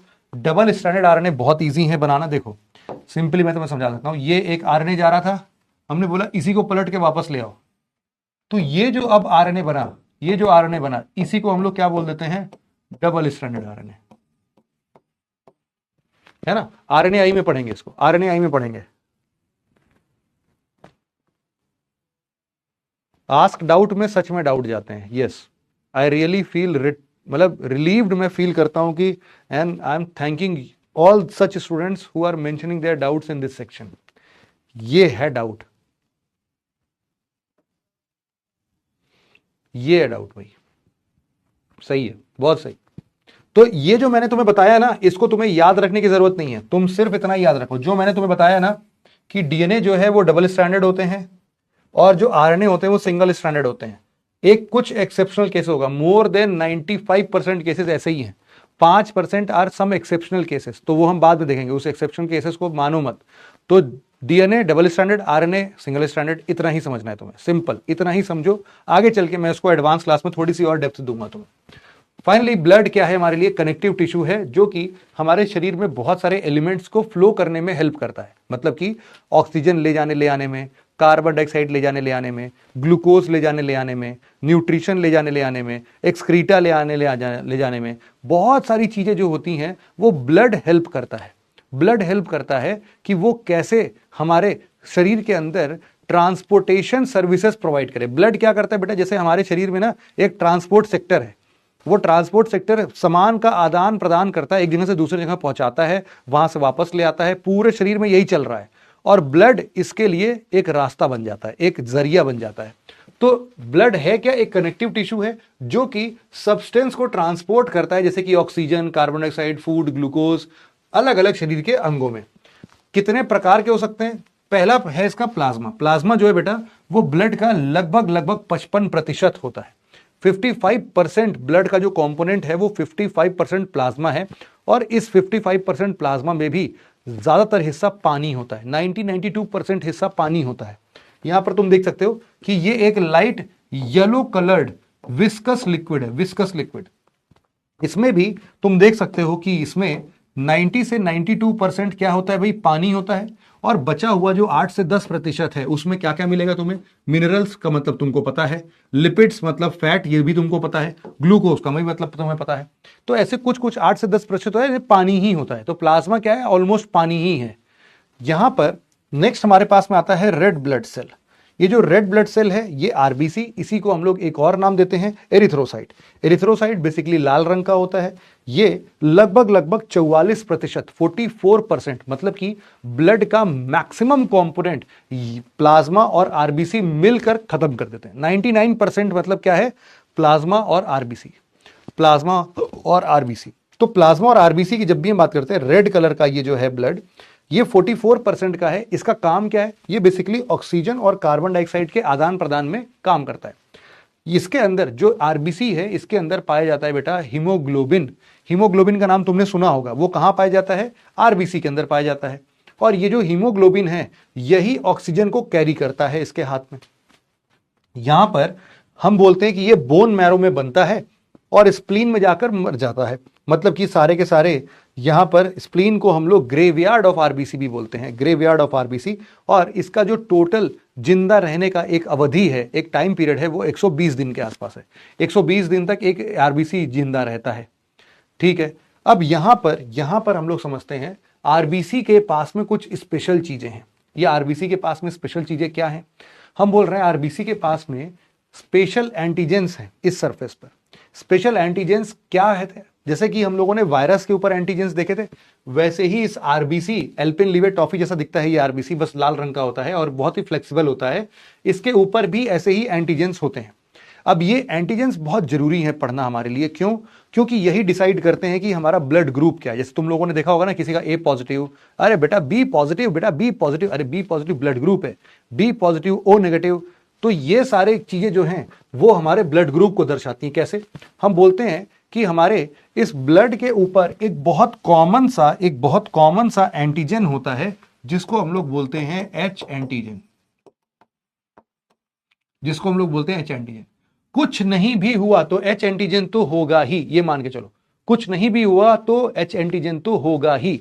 अब यहां पर कई बार क्या होता है कि ये जो एच एंटीजन है, ये एच एंटीजन कई बार ए एंटीजन में प्रेजेंट रहता है, ए एंटीजन में क्या होता है, कन्वर्ट हो जाता है। कई बार ये बी एंटीजन में कन्वर्ट हो जाता है, कई बार ए और बी दोनों में कन्वर्ट हो जाता है। तो अगर ये ए एंटीजन में कन्वर्ट हो गया तो हमें मिलता है ब्लड ग्रुप कौन सा, ए ब्लड ग्रुप में क्या क्या मिलेगा, हमें मिलेगा ए एंटीजन और साथ में हमें मिलेगा एच एंटीजन। हाँ, एच एंटीजन तो मिलेगा ही ना, क्योंकि सारे के सारे एच ए में नहीं बदल रहे हैं, मैक्सिमम ए में बदल रहे हैं, लेकिन एच एंटीजन फिर भी वहां पर रहता है। दूसरा हमारे पास में है बी। सिमिलरली यहां पर भी क्या क्या होगा, यहां पर बी एंटीजन होगा और एच एंटीजन होगा। ए बी दिया है तो यहां पर ए भी होगा, बी भी होगा और एच भी होगा। लेकिन अगर ये एच एंटीजन किसी में भी ना बदले, ना ए में बदले ना बी में बदले, does not modified itself either into A और बी, इसीलिए हम इसको क्या बोलेंगे, ओ ब्लड ग्रुप बोलेंगे। ओ में कौन सा एंटीजन है, सिर्फ एच है, क्योंकि एच किसी में बदला ही नहीं, तो ओ ब्लड ग्रुप में एच एंटीजन पाया जाता है। सिमिलरली एंटीजन का एक और प्रकोप, एक और तरीके से डिफाइन करना होता है हमें, वो है आरएच। आरएच फैक्टर बोलते हैं इसको। यहां पर अगर एंटीजन इसको नहीं भी लिखते हो तो तुम इसको क्या लिख सकते हो, आरएच फैक्टर। आरएच फैक्टर जो कि एक एंटीजन जैसा ही बिहेव करता है। अगर ये आरएच फैक्टर तुम्हारे ब्लड ग्रुप में प्रेजेंट है तो हम ब्लड ग्रुप को पॉजिटिव सिंबल से रिप्रेजेंट करते हैं, और अगर ये आरएच फैक्टर नहीं है तुम्हारे शरीर में तो हम इसको नेगेटिव ब्लड ग्रुप से रिप्रेजेंट करते हैं। अब इन सब को मिला के ही हम तुम्हारा ब्लड ग्रुप डिफाइन कर सकते हैं। जैसे किसी का ब्लड ग्रुप अगर ए बी पॉजिटिव है तो उसके अंदर कौन कौन से ब्लड एंटीजन होंगे, A antigen, B antigen, H antigen और आरएच एंटीजन, आरएच फैक्टर, ये सब कुछ उसमें होगा। ये कैसे पता चलता है प्लस माइनस, ये बता तो दिया आरएच। इसके लिए ब्लड टेस्टिंग होती है बेटा, एक्सपेरिमेंट करके नहीं दिखा सकता तुमको। हाँ, ये रीसस मंकी से हम लोगों ने डिराइव किया था इसको। यस, बिल्कुल सही बात बोल रहे हैं जो, तो हमने, और यहां पर कुछ चीजें होती हैं बेटा हमारे पास में, rare blood group. Rare blood group का मतलब क्या होता है, रेयर ब्लड ग्रुप का मतलब है O negative. O negative is commonly a rare blood group. क्यों, तुम इसको समझो जरा, इसके बाद थोड़ा सा तुम्हें और बता देता हूं। एक गोल्डन ब्लड ग्रुप भी होता है, these are the rarest blood group. एक तो रेयर ब्लड ग्रुप है O negative, rarest blood group है, मतलब ऐसे वाले लोग जल्दी पाए नहीं जाएंगे, बहुत कम नाम मात्र के लोग होते हैं जो कि गोल्डन ब्लड ग्रुप या बॉम्बे ब्लड ग्रुप के मिलते हैं। गोल्डन ब्लड ग्रुप जो होते हैं ना, इनके पास में आरएच नल फैक्टर देखने को मिलता है। मतलब कि आरएच फैक्टर्स कई प्रकार के होते हैं, कई प्रकार के होते हैं, लेकिन इन सभी आरएच फैक्टर्स में से एक भी आरएच फैक्टर जो है यहां पर ना मिले अगर, तो ये नल कहलाता है। कुछ तो मेजर हैं, कुछ इनमें से आरएच फैक्टर जो रीसस मंकी वाला है वो प्रेजेंट रहा तो पॉजिटिव, वो नहीं रहा तो नेगेटिव। लेकिन इसके अलावा भी आरएच बहुत सारे एंटीजेंस के फॉर्म में होते हैं। लेकिन मान लेते हैं कि टोटल ऐसे मान लो 25-30 प्रकार के आरएच फैक्टर्स हैं। 25-30 में से ज्यादातर यही वाले होते हैं जिनके प्रेजेंट नहीं होने से नेगेटिव, प्रेजेंट से पॉजिटिव, नहीं होने से नेगेटिव। लेकिन इसके अलावा भी 20-25 प्रकार के आरएच फैक्टर हमारे ब्लड में और भी दिखते हैं। इनमें से अगर एक भी ना दिखे, 20, 25, 26 जो भी है, एक भी ना दिखे तो बन जाता है वो गोल्डन ब्लड ग्रुप। और दूसरा हम लोग बोलते हैं Bombay blood group. Bombay blood group में भाई साहब हम लोगों ने बोला कि कोई भी ब्लड हो उसमें एच एंटीजन तो होगा ही होगा। हम बोल रहे हैं भाई साहब बॉम्बे ब्लड ग्रुप में एच एंटीजन ही नहीं होता, ना एच एंटीजन है, ना वो ए में कन्वर्ट हुआ ना बी में कन्वर्ट हुआ। तो ये जो बॉम्बे ब्लड ग्रुप है ये one of the rarest blood group है। तो यहां पर हम लोग समझते हैं, मान लेते हैं कि एक पर्सन ए है जिसका ब्लड ग्रुप है ए बी पॉजिटिव। ये ए बी पॉजिटिव के होने से इसके पास कौन कौन से एंटीजेंस हैं, इसके पास ए एंटीजन है, हाँ है, बी एंटीजन है, हाँ है, आरएच फैक्टर है, हाँ है, इसके साथ साथ एच एंटीजन है, हाँ है, ये सब है। तो क्या इसको हम लोग ए नेगेटिव ब्लड ग्रुप दे सकते हैं? क्यों? क्योंकि ए नेगेटिव ब्लड ग्रुप के पास में क्या क्या है, ए एच, यही तो है, नेगेटिव है तो रीसस है ही नहीं। इसका मतलब यह है कि देखो, इसमें हमेशा ध्यान देना कि एक शरीर के अंदर में कभी भी ब्लड के कंपैरिजन में कोई भी नया एंटीजन नहीं जाना चाहिए। कान खोलो, ध्यान दो, सुनो इस बात को, क्या बोल रहा हूं, नया एंटीजन नहीं जाना चाहिए, नया एंटीजन नहीं जाना चाहिए। मतलब कि जब भी एक ब्लड किसी के शरीर पे चढ़ रहा है तो उसके अंदर ऐसा कोई एंटीजन नहीं होना चाहिए एक्स्ट्रा में जो कि उसके शरीर के अंदर पहले से नहीं है। इसका मतलब यह है कि अगर तुमने A B positive blood group वाले बंदे को पकड़ा उसके अंदर इतने सारे एंटीजेंस थे ब्लड में। अब तुम उसको कोई भी ब्लड ग्रुप दे दो, कोई भी नया ब्लड ग्रुप जाएगा ही नहीं, क्योंकि majority of the blood groups तो यही हैं, HABRH, यही 4 तरीके से तो हैं, ये चारों इसके अंदर प्रेजेंट है, चारों प्रेजेंट है। तो अब इनमें से तुम कुछ भी दे दो, AB प्लस माइनस दे दो, A प्लस माइनस दे दो, B प्लस माइनस दे दो, या O प्लस माइनस दे दो, इन सब में, सब कंडीशंस में इसको हम ये दे सकते हैं। क्यों? तुम कोई भी उठा लो, O पॉजिटिव, O पॉजिटिव में कौन कौन सा एंटीजन होगा? हम बोल रहे हैं कि एक तो H एंटीजन होगा और दूसरा RH एंटीजन होगा। ये है इसके अंदर। तो क्या इसके अंदर H एंटीजन है? हाँ है। क्या इसके अंदर RH? हाँ है। तो कोई नया गया? नहीं। तो इसीलिए अब AB नेगेटिव देख लो, AB नेगेटिव, AB नेगेटिव के अंदर कौन कौन सा है? इसके अंदर क्या H है? हाँ है। A है? हाँ है। B है? हाँ है। लेकिन RH नहीं है। कोई बात नहीं। क्या इन तीनों में से इसके पास में ऑलरेडी है? हाँ, HAB तीनों पहले से ही है, तो कोई नया नहीं गया। अब तुम सोचो, इसका उल्टा करके दिखा देता हूं ना तुमको, तो तुम्हें समझ में आएगा। मतलब मान लो किसी का ब्लड ग्रुप O पॉजिटिव है ना, और तुम बोल रहे हो कि नहीं नहीं सर, इसको ना AB पॉजिटिव ब्लड ग्रुप चढ़ा दो, ऐसे दे दो, तो क्या होगा इस कंडीशन में? इस O पॉजिटिव ब्लड ग्रुप के पास में कौन कौन सा एंटीजन था? इसके पास में था एक तो H एंटीजन और एक था RH फैक्टर। बस इसके अलावा अब और कुछ भी इसको नहीं जाना चाहिए। लेकिन हमने दिया क्या इसको? हमने इसमें से दिया H तो दिया ही दिया, लेकिन साथ में A भी दे दिया, B भी दे दिया और RH भी दे दिया। तो हमने बोला कि चलो इससे तो कोई प्रॉब्लम नहीं है, H इसके पास है, इससे कोई दिक्कत नहीं है, RH भी इसके पास है, इसलिए कोई दिक्कत नहीं है। लेकिन A और B एंटीजन तो इसके पास है ही नहीं। अगर हमने A और B एंटीजन इसको दे दिया, तब भाई साहब हमारा इम्यून सिस्टम पगला जाएगा, बोलेगा कि भैया ऐसे नहीं चलेगा, ये एंटीजन नया आया है, ये तो बीमारी का कारक लगता है, अटैक कर दो, मारो मारो। वो क्या करेगा? पूरा का पूरा खून जो है ना वो जमा देगा, ब्लड क्लॉटिंग हो जाएगी पूरी की पूरी।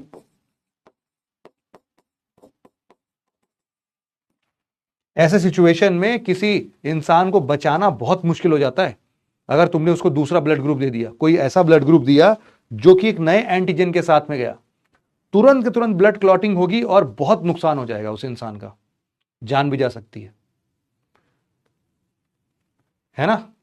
तो ये यहां पर हम लोग इसको इसीलिए हम लोग इस तरीके से समझते हैं। नेक्स्ट हमारे पास में है white blood cells, WBC। WBC की हम जरा बात कर लेते हैं। यहां पर एक है बेटा तुम्हारे पास में व्हाइट ब्लड सेल्स में WBC के तौर पर ल्यूकोसाइट्स। यहां पर ल्यूकोसाइट्स, इसको बोलते हैं कलरलेस होता है, यही बेसिकली तुम्हारे इम्यून सिस्टम के लिए रिस्पॉन्सिबल होता है।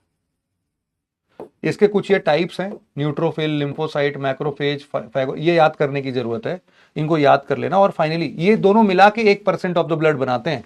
और प्लेटलेट्स, जो डेंगू में, डेंगू जब भी किसी को होता है, डेंगी जिसको भी हो जाता है, उसको प्लेटलेट्स की कमी हो जाती है। तो प्लेटलेट्स बेसिकली ये भी ब्लड क्लॉटिंग में ही हेल्प करता है। ब्लड क्लॉटिंग की जरूरत कहां पड़ती है? मान लो कि अभी तुम्हें चोट लग जाए, चोट लगने से क्या होता है? खून बाहर आने लगता है, लेकिन तुम देखोगे एक सूखी पपड़ी बन जाती है ब्लड की, वही ब्लड क्लॉटिंग है। तो बाहर ब्लड क्लॉटिंग तो जरूरी है, शरीर के अंदर ब्लड क्लॉटिंग नहीं होना चाहिए। तो ये हो गया। अब यहां पर मैं तुम्हें ना कुछ बेसिक चीजों के बारे में तुम्हें समझा देता हूं, जिसके बारे में तुमको थोड़ा सा पहले ही आइडिया लग जाना चाहिए था।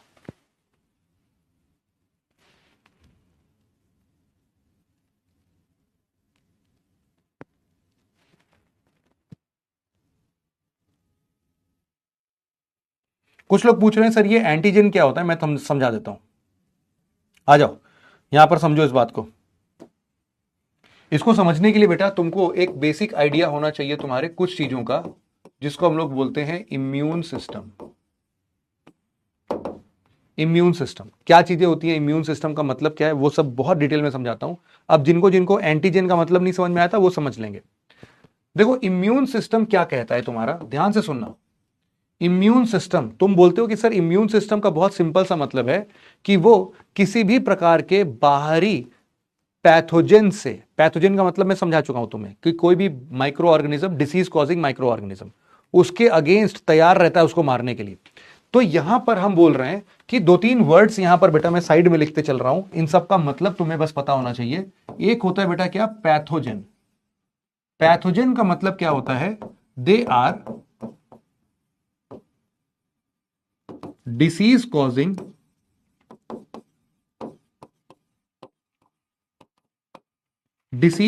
Micro organism. ठीक है, क्या होते हैं ये होते हैं डिसीज कॉजिंग माइक्रो ऑर्गेनिज्म। ठीक है भाई, इतनी बातें समझ में आती हैं।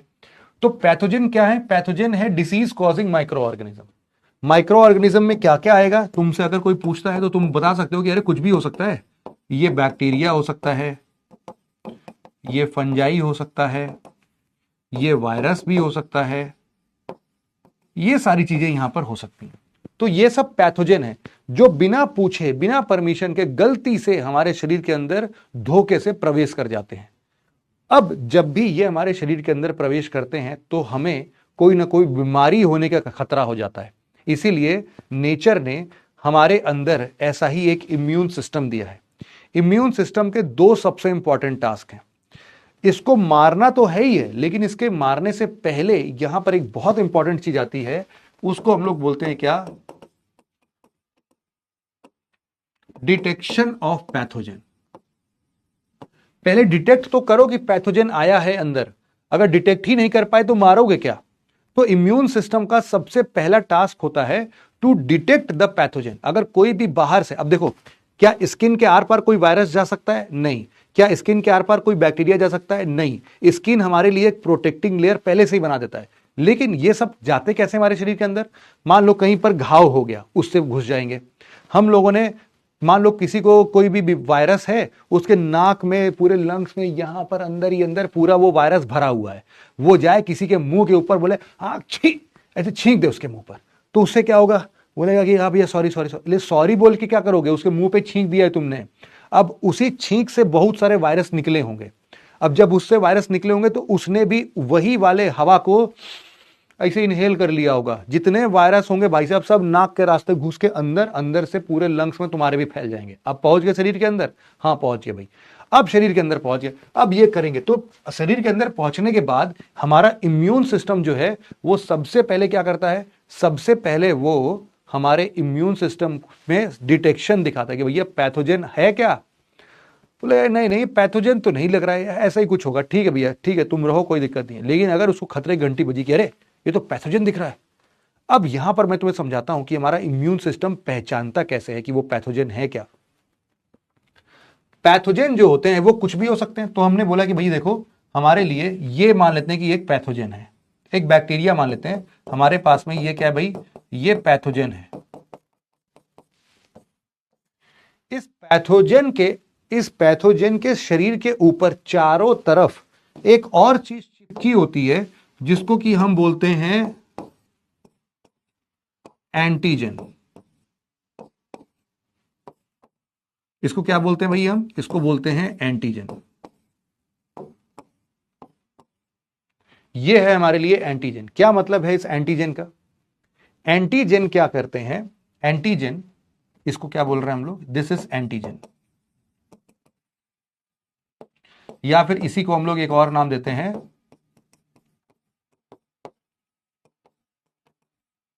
Spike protein. ये एंटीजन क्या करता है? देखो, एंटीजन को तुम दो तरीके से समझ सकते हो और ये दोनों तरीका तुमको आना चाहिए। एंटीजन को डिफाइन करने के लिए हमने बोला दो तरीके हैं। सबसे पहले इस पैथोजन के लिए ये एंटीजन क्या करता है।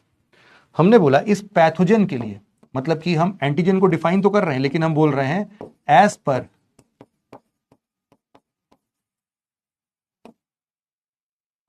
पैथोजन। एंटीजन क्या है? एक प्रकार से प्रोटीन है, स्पाइक प्रोटीन है, जो कि पैथोजन के ऊपर शरीर पर जाके चिपक जा रहा है। ये क्या करता है? पैथोजन के हिसाब से ये क्या करता है? It acts like a key to enter into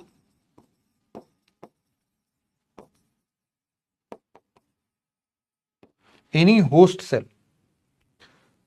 देखो, कोई भी पैथोजन ना कहीं पर भी नहीं, किसी भी सेल के अंदर नहीं घुस सकता है, क्योंकि प्लाज्मा मेम्ब्रेन है ना, प्लाज्मा मेम्ब्रेन घुसने नहीं देगा। तो प्लाज्मा मेम्ब्रेन हमेशा अपने दरवाजे पर बाहर से ताला लगा के रखता है कि भैया कोई बिना परमिशन के अंदर ना घुस जाना, गलती से भी ना घुस जाना।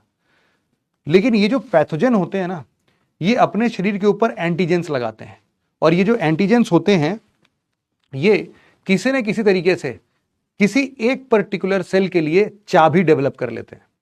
तो हम क्या बोल रहे हैं कि एंटीजेंस कैसे काम करते हैं? They usually act like a की।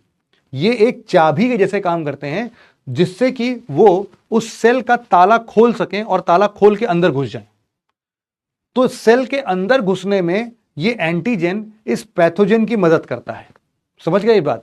एंटीजन क्या करता है इस पैथोजन के लिए? एक चाबी के जैसा काम करता है और किसी भी एक पर्टिकुलर होस्ट सेल के अंदर घुसने में हेल्प करता है।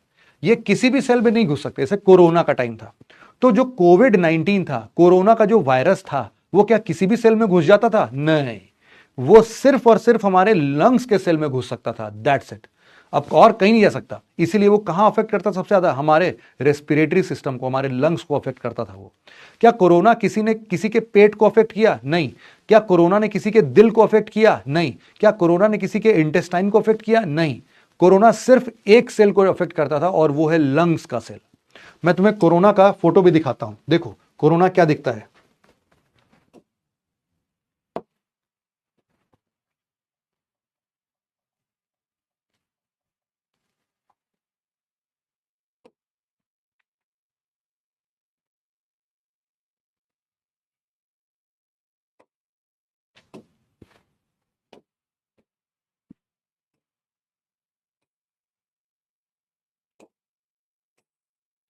ये बेटा तुम्हारे लिए कोरोना, ये कोरोना का वायरस है। अब तुम देखो इसमें समझ जाओगे। जो अंदर तुम ग्रे कलर का देख रहे हो, ये क्या है बेटा? तुम्हारे लिए पैथोजन है, कोरोना वाला पैथोजन। ये जो तुम लाल लाल रंग के ट्रायंगल शेप्स देख रहे हो ना, इसी को हम लोग क्या बोल रहे हैं? यही है तुम्हारे लिए क्या? This is antigen. एंटीजन की एक और खासियत यह है कि एंटीजन हर पैथोजन के लिए यूनिक होता है। ये इसका बहुत ही शानदार काम है। ये जो एंटीजन की हम बात कर रहे हैं, इट इज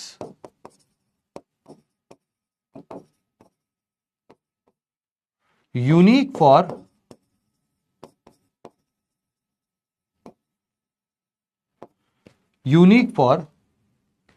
एवरी पैथोजन। अब ये तो देखो कोविड-19 का, देखो मैं तुम्हें दूसरा भी दिखा देता हूं। जैसे मान लो कि मैं तुम्हें दिखा देता हूं, चलो नीपा वायरस दिखा देता हूं।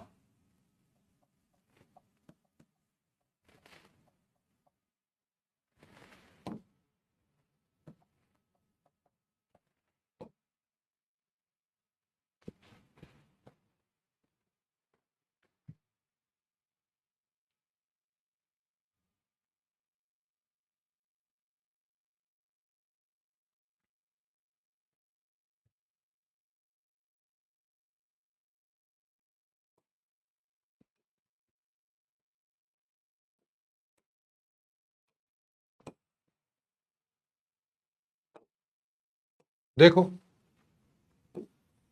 अरे यहां आ गया ये, रुको इसी पेज पर ले आता हूं।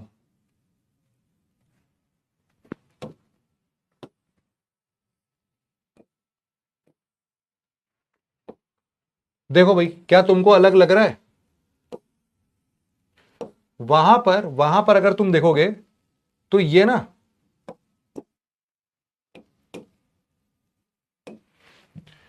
ये तुम्हें क्या दिखने को मिलेगा? ये देखो यहां पर ट्रायंगल ट्रायंगल जैसा दिख रहा है ना, ट्रायंगल जैसा दिख रहा है। लेकिन यहां पर देख रहे हो कैसा दिख रहा है? एक ट्रायंगल शेप का है थोड़ा सा, लेकिन बाकी अगर तुम मिलाओगे तो तुम्हें फूल जैसा दिखेगा, है ना। They all are acting like a flower. देखो ये फ्लावर जैसा दिख रहा है, लग रहा है किसी ने फूल बना दिया। ये लो भाई, है ना। तो ये क्या फ्लावर लाइक स्ट्रक्चर है नीपा वायरस का। तो हर बार ये जो एंटीजेंस हैं, ये एंटीजेंस अलग अलग टाइप के दिखेंगे, अलग अलग टाइप के दिखेंगे। इसीलिए ये अलग अलग जगहों पर अफेक्ट करेंगे, अलग अलग सेल्स के लिए ये चाबी जैसा काम करेंगे। तो यहां पर जैसा हमने लिखा कि it is unique for every pathogen, मतलब it will be unique for every pathogen. ये तो बात अपने को समझ में आ गई। तो ये तो एंटीजन की बात हुई पैथोजन के लिए। लेकिन एक और तरीके से हम एंटीजन को डिफाइन करते हैं। ये कौन सा तरीका है? ध्यान से सुनना, इसको भी बहुत इंपॉर्टेंट है। एंटीजन यहां पर लिख देता हूं मैं। जैसे हमने लिखा एज पर पैथोजन, अब हम लिखते हैं as per hour immune system. तो हम इसको समझते हैं कि आवर इम्यून सिस्टम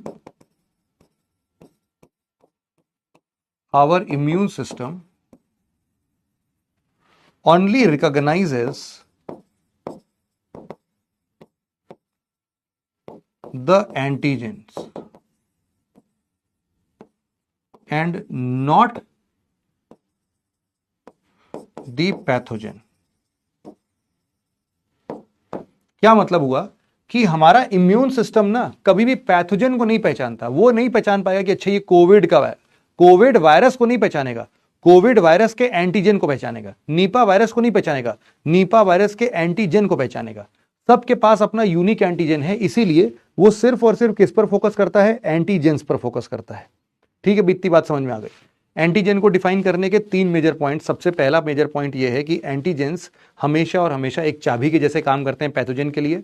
ये कुछ प्रोटीन लाइक स्ट्रक्चर होते हैं जो कि पैथोजन के चारों तरफ चिपक जाते हैं।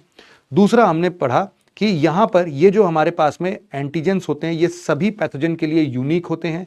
और तीसरी बात हमने पढ़ी एंटीजन के लिए कि अगर हमारा इम्यून सिस्टम की बात की जाए तो हमारा इम्यून सिस्टम वो यही एंटीजन को पहचानता है, ना कि पैथोजन को। पैथोजन तो किसी भी फॉर्म में आ सकते हैं, लेकिन वो हमेशा और हमेशा इन एंटीजेंस को पहचानता है। अच्छा, अब इसका सॉल्यूशन क्या है? इसका सॉल्यूशन क्या है? सॉल्यूशन बड़ा ही सिंपल सा है, सॉल्यूशन समझ लेना। सॉल्यूशन क्या है इसका? हमारे इम्यून सिस्टम रिस्पॉन्ड कैसे करता है? Response of our immune system, response of our immune system, हम बोलते हैं कि इट स्टार्ट्स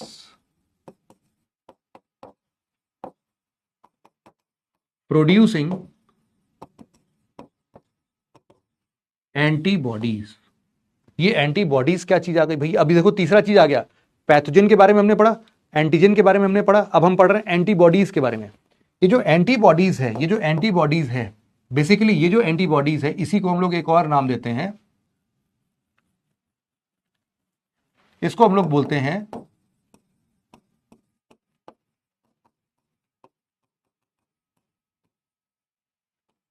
इम्यूनोग्लोब्युलिन्स।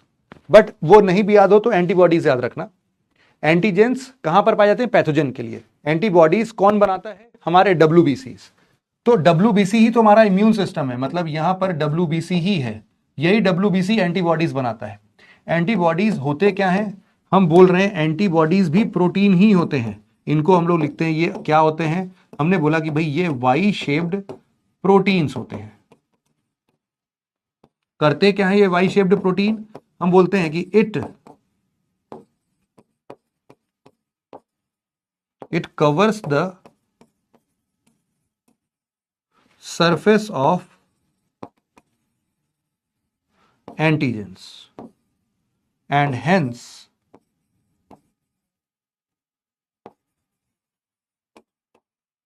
make the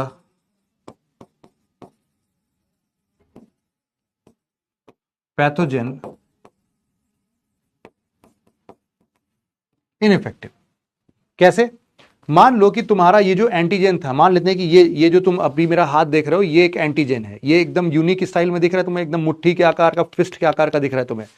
तो ये जो अपना फिस्ट है, इस फिस्ट के आकार का कोई एंटीजन, हमने बोला कि भैया हमने एंटीबॉडी बनाया, एंटीबॉडी क्या करेगा पता है?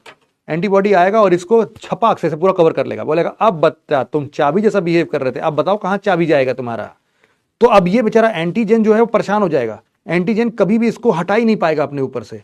अब जब हटा ही नहीं पाएगा तो ये चाबी जैसे एक्ट कैसे करेगा? ये कहीं पर भी जाएगा एंटीबॉडीज के साथ, वाई शेप का है ये वाई शेप आएगा और इस पर फटाक से फिट हो जाएगा। ये देखो भाई, ये देखो फिट हो गया, वाई से फिट हो गया इसके ऊपर। अब ये एक बार ये वाई से फिट हो गया, अब ये नहीं हिलने का। अब ये चाबी क्या खराब हो गया भैया तुम्हारा? चाबी किस काम का? चाबी के ऊपर तो एंटीबॉडी चिपक गए। मतलब कि जो तुम्हारा पैथोजन है, मान लेते हैं कि ये हमारे लिए अगर पैथोजन है और इस पैथोजन के ऊपर एक यूनिक शेप का हमारे पास एंटीजन रखा हुआ था, मतलब यहां पर लगा हुआ था,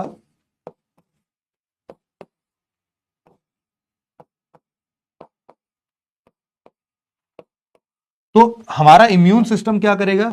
इम्यून सिस्टम एंटीबॉडीज बनाएगा और बोलेगा कि ये लो बेटा एंटीबॉडी, चिपक के खत्म, तुम भी खत्म, ये लो तुम भी गए। एंटीबॉडी सारे के सारे एंटीजेंस को क्या करेगा? खत्म कर देगा, चिपका के ना। वो बोलेगा कि भैया तुम्हारा काम तमाम हो चुका है, अब मैं नहीं छूटने वाला। ऐसा लगता है कि ये फेविकोल के मजबूत जोड़ से इसने उस चाबी के ऊपर लेप लगा दिया है। अब तुम खुद सोचो, अगर तुम्हारे पास एक चाबी है, चाबी के ऊपर बेटा मान लो फेविकोल गिर जाए, अब एक कंडीशन में कि अब फेविकोल तुम दुनिया जहां में कोई भी केमिकल का इस्तेमाल कर लो, लेकिन अब तुम उस चाबी से उस फेविकोल को हटा नहीं सकते, तो वो चाबी तो बर्बाद ही हो गई ना एक तरीके से, क्योंकि अब वही फेविकोल से लगी हुई चाबी तुम्हारे लॉक के अंदर में तो जाएगी नहीं जिससे कि वो ताला खुल जाए। सेम यही काम करता है। अब हमने पहले ही पढ़ा कि अगर इस पैथोजन को होस्ट सेल मिला ही नहीं, होस्ट सेल में घुसने के लिए चाबी कौन सी थी? एंटीजन।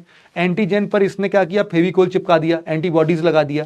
अब ये जो पैथोजन है ये बेचारा चाह के भी किसी होस्ट सेल के अंदर घुस ही नहीं पाएगा। अरे जब घुस ही नहीं पाएगा तो नॉन लिविंग है, नॉन लिविंग है तो हमारे किसी मतलब का ही नहीं, हमें कुछ अफेक्ट ही नहीं करेगा। हमारे लिए वायरस क्या है? लप्पू सा वायरस, कुछ भी कर ले, हमारा क्या मतलब है?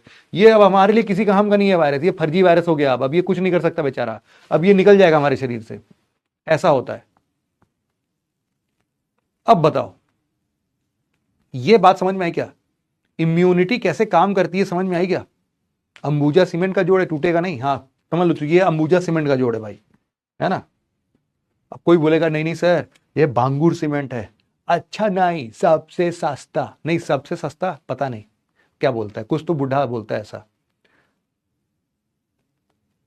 मेरा आवाज फंस रहा है, कोई बात नहीं बेटा, अभी अभी अपने आवाज को मैं बोलता हूं कि वो फंसे ना, टेंशन मत लो।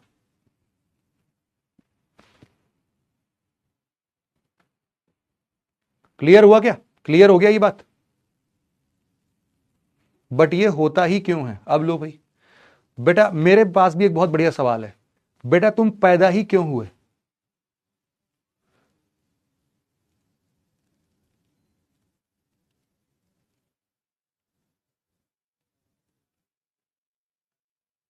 डाउट सेक्शन फिर से देख लूं? अच्छा ठीक है भाई, डाउट सेक्शन देख लेता हूं मैं।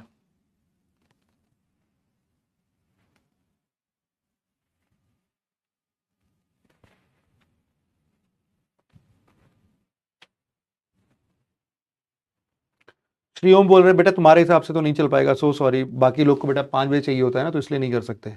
सर प्लीज टेल, अरे वीडियो कनेक्ट कहां से आ गया?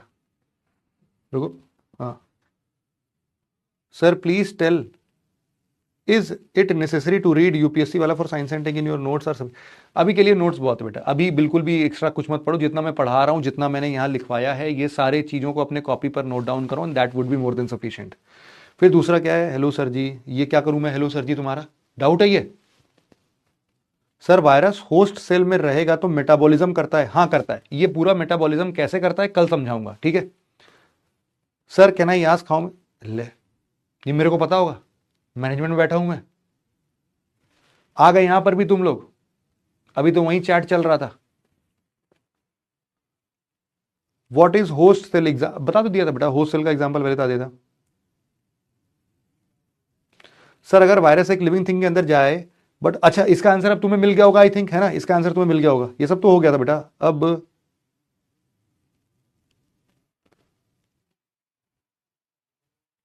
कुछ नया देख लेता हूं, कुछ आया है क्या?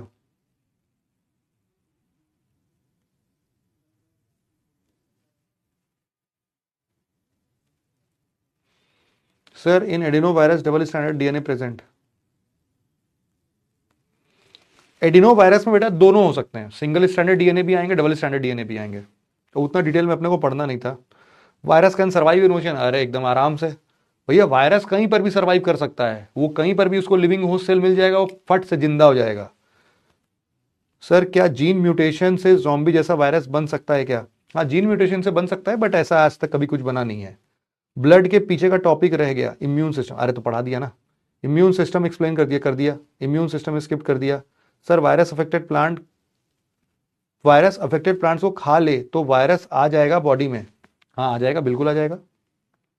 Double standard RNA cause harm और present in virus, double standard RNA हाँ करता तो है ही है, वो भी करता है, बट यहां पर अभी उसका काम नहीं है। इम्यून सिस्टम माइक्रोसेटेलाइट डीएनए समझ नहीं आया, फिर से देख लो बेटा, कोई दिक्कत नहीं है। Virus can completely dead, yes हो सकता है, बिल्कुल हो सकता है, मैंने बताया भी था तुम्हें। हाँ ठीक है, अब तो कुछ ऐसा नहीं है।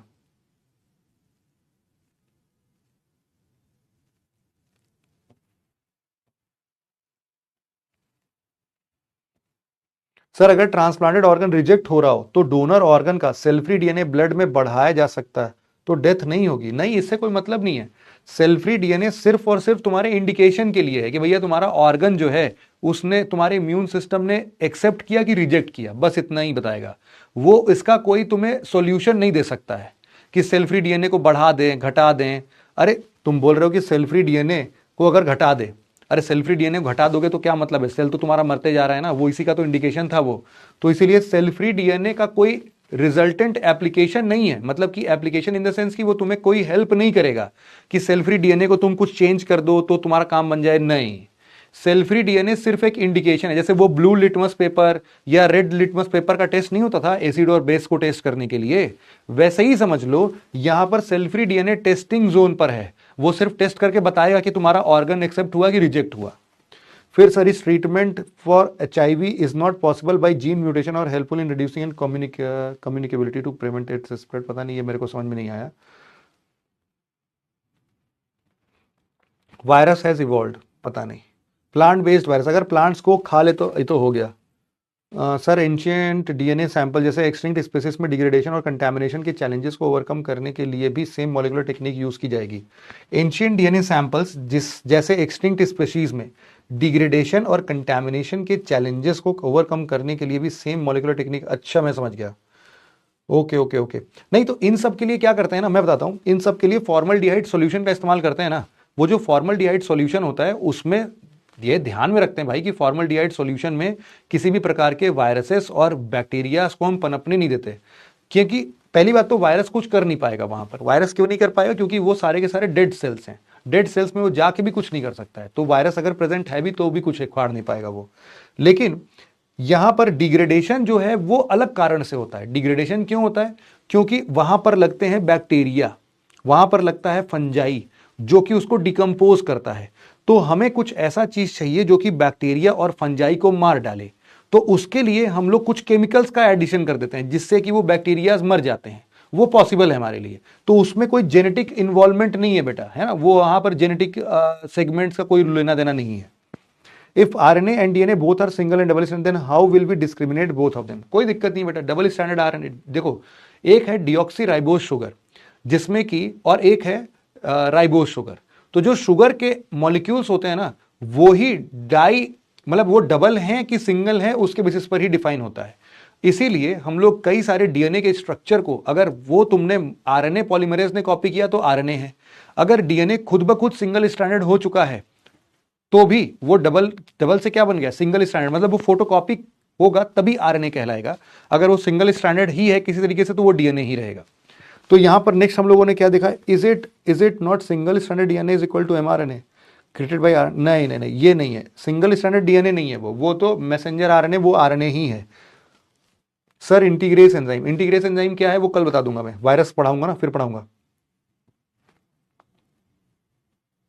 ठीक है ठीक है।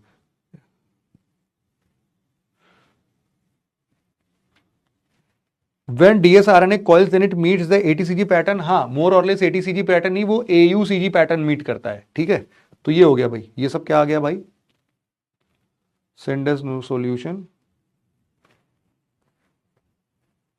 ये क्या आ गया।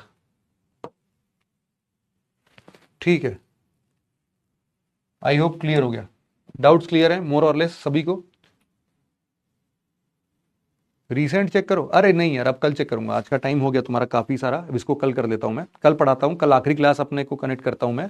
और कल भी इसी टाइम पर क्लास है तुम्हारी, 5 से 6:30 ही है कल, बल्कि जितना एक्सटेंड करने को बोलोगे कल कर लूंगा, है ना। कल उसका 6:30 का 7 करना है, 7:30 करना है, जो भी होगा वो कल कर लेंगे अपन, लास्ट क्लास होगा उसको एक बार देख लेंगे। ठीक है, हाँ कल बेस बिल्डिंग क्लासेस के कल लास्ट सेशंस हैं, है ना, तो टेंशन मत लो। बाकी अभी हम लोगों ने बहुत छोटा सा सेगमेंट कंप्लीट किया है जो कि बायो से रिलेटेड है। अभी हमारा टेक्नोलॉजी का पूरा पोर्शन ही बाकी है, उसको जब हम अपने एडवांस क्लासेस पढ़ेंगे उसी टाइम पर मैं तुम्हारा बेस बिल्ड करूंगा। पहले कुछ बेसिक चीजें पहले पढ़ाऊंगा 1-2 क्लासेस में, फिर उसके बाद तुम्हें आगे का मेन टॉपिक डिस्कस करूंगा। ठीक है, तो वो एक बार देख लेना तुम लोग। हाँ, फिजिक्स केमिस्ट्री कर सकते हो बेटा, उससे कभी क्वेश्चन नहीं आता, तुम्हारी श्रद्धा अनुसार है, तुम देख लो। है, अभी भी कुछ लोग वैलेंटाइन पर ही लगे हैं, जाओ बेटा, भगवान करे तुम्हारी वैलेंटाइन अब तक पैदा हो चुकी हो और उसी धरती पर हो, किसी न किसी दिन मिलेगी तुम्हें, टेंशन मत लो, पढ़ते रहो पढ़ते रहो। बाबा रणछोड़ दास चांचड़ बोलते थे ना लड़की के पीछे मत भागो, ऐसा कुछ करो कि लड़की तुम्हारे पीछे भागे। कह दो सर वो परफ्यूम का प्रचार आता है वो लगा लूं क्या? अरे नहीं रे पगले, बढ़िया कमाओ धमाओ, पैसे कमाओ, कुछ बढ़िया पोजीशन लेके आओ। ओ फिर क्या है, लड़कियों की लाइन लग जाएगी। सेम गोज विद लड़कियां एज वेल, कि लड़कियां बढ़िया से जॉब वॉब कर लेंगी, लड़कों की लाइन लग जाएगी भैया उनके लिए। लोग आगे तैयार रहेंगे, अरे अपनी बेटी प्लीज हमसे ब्याह, हमारे बेटे से ब्याह दीजिए, बहुत बहुत बहुत मेहरबानी होगी, है ना। तो चलता रहेगा। चलो ठीक है, आज इस चीज को हम कल कंटिन्यू करते हैं। आज के लिए इतना ही था। Thank you so much.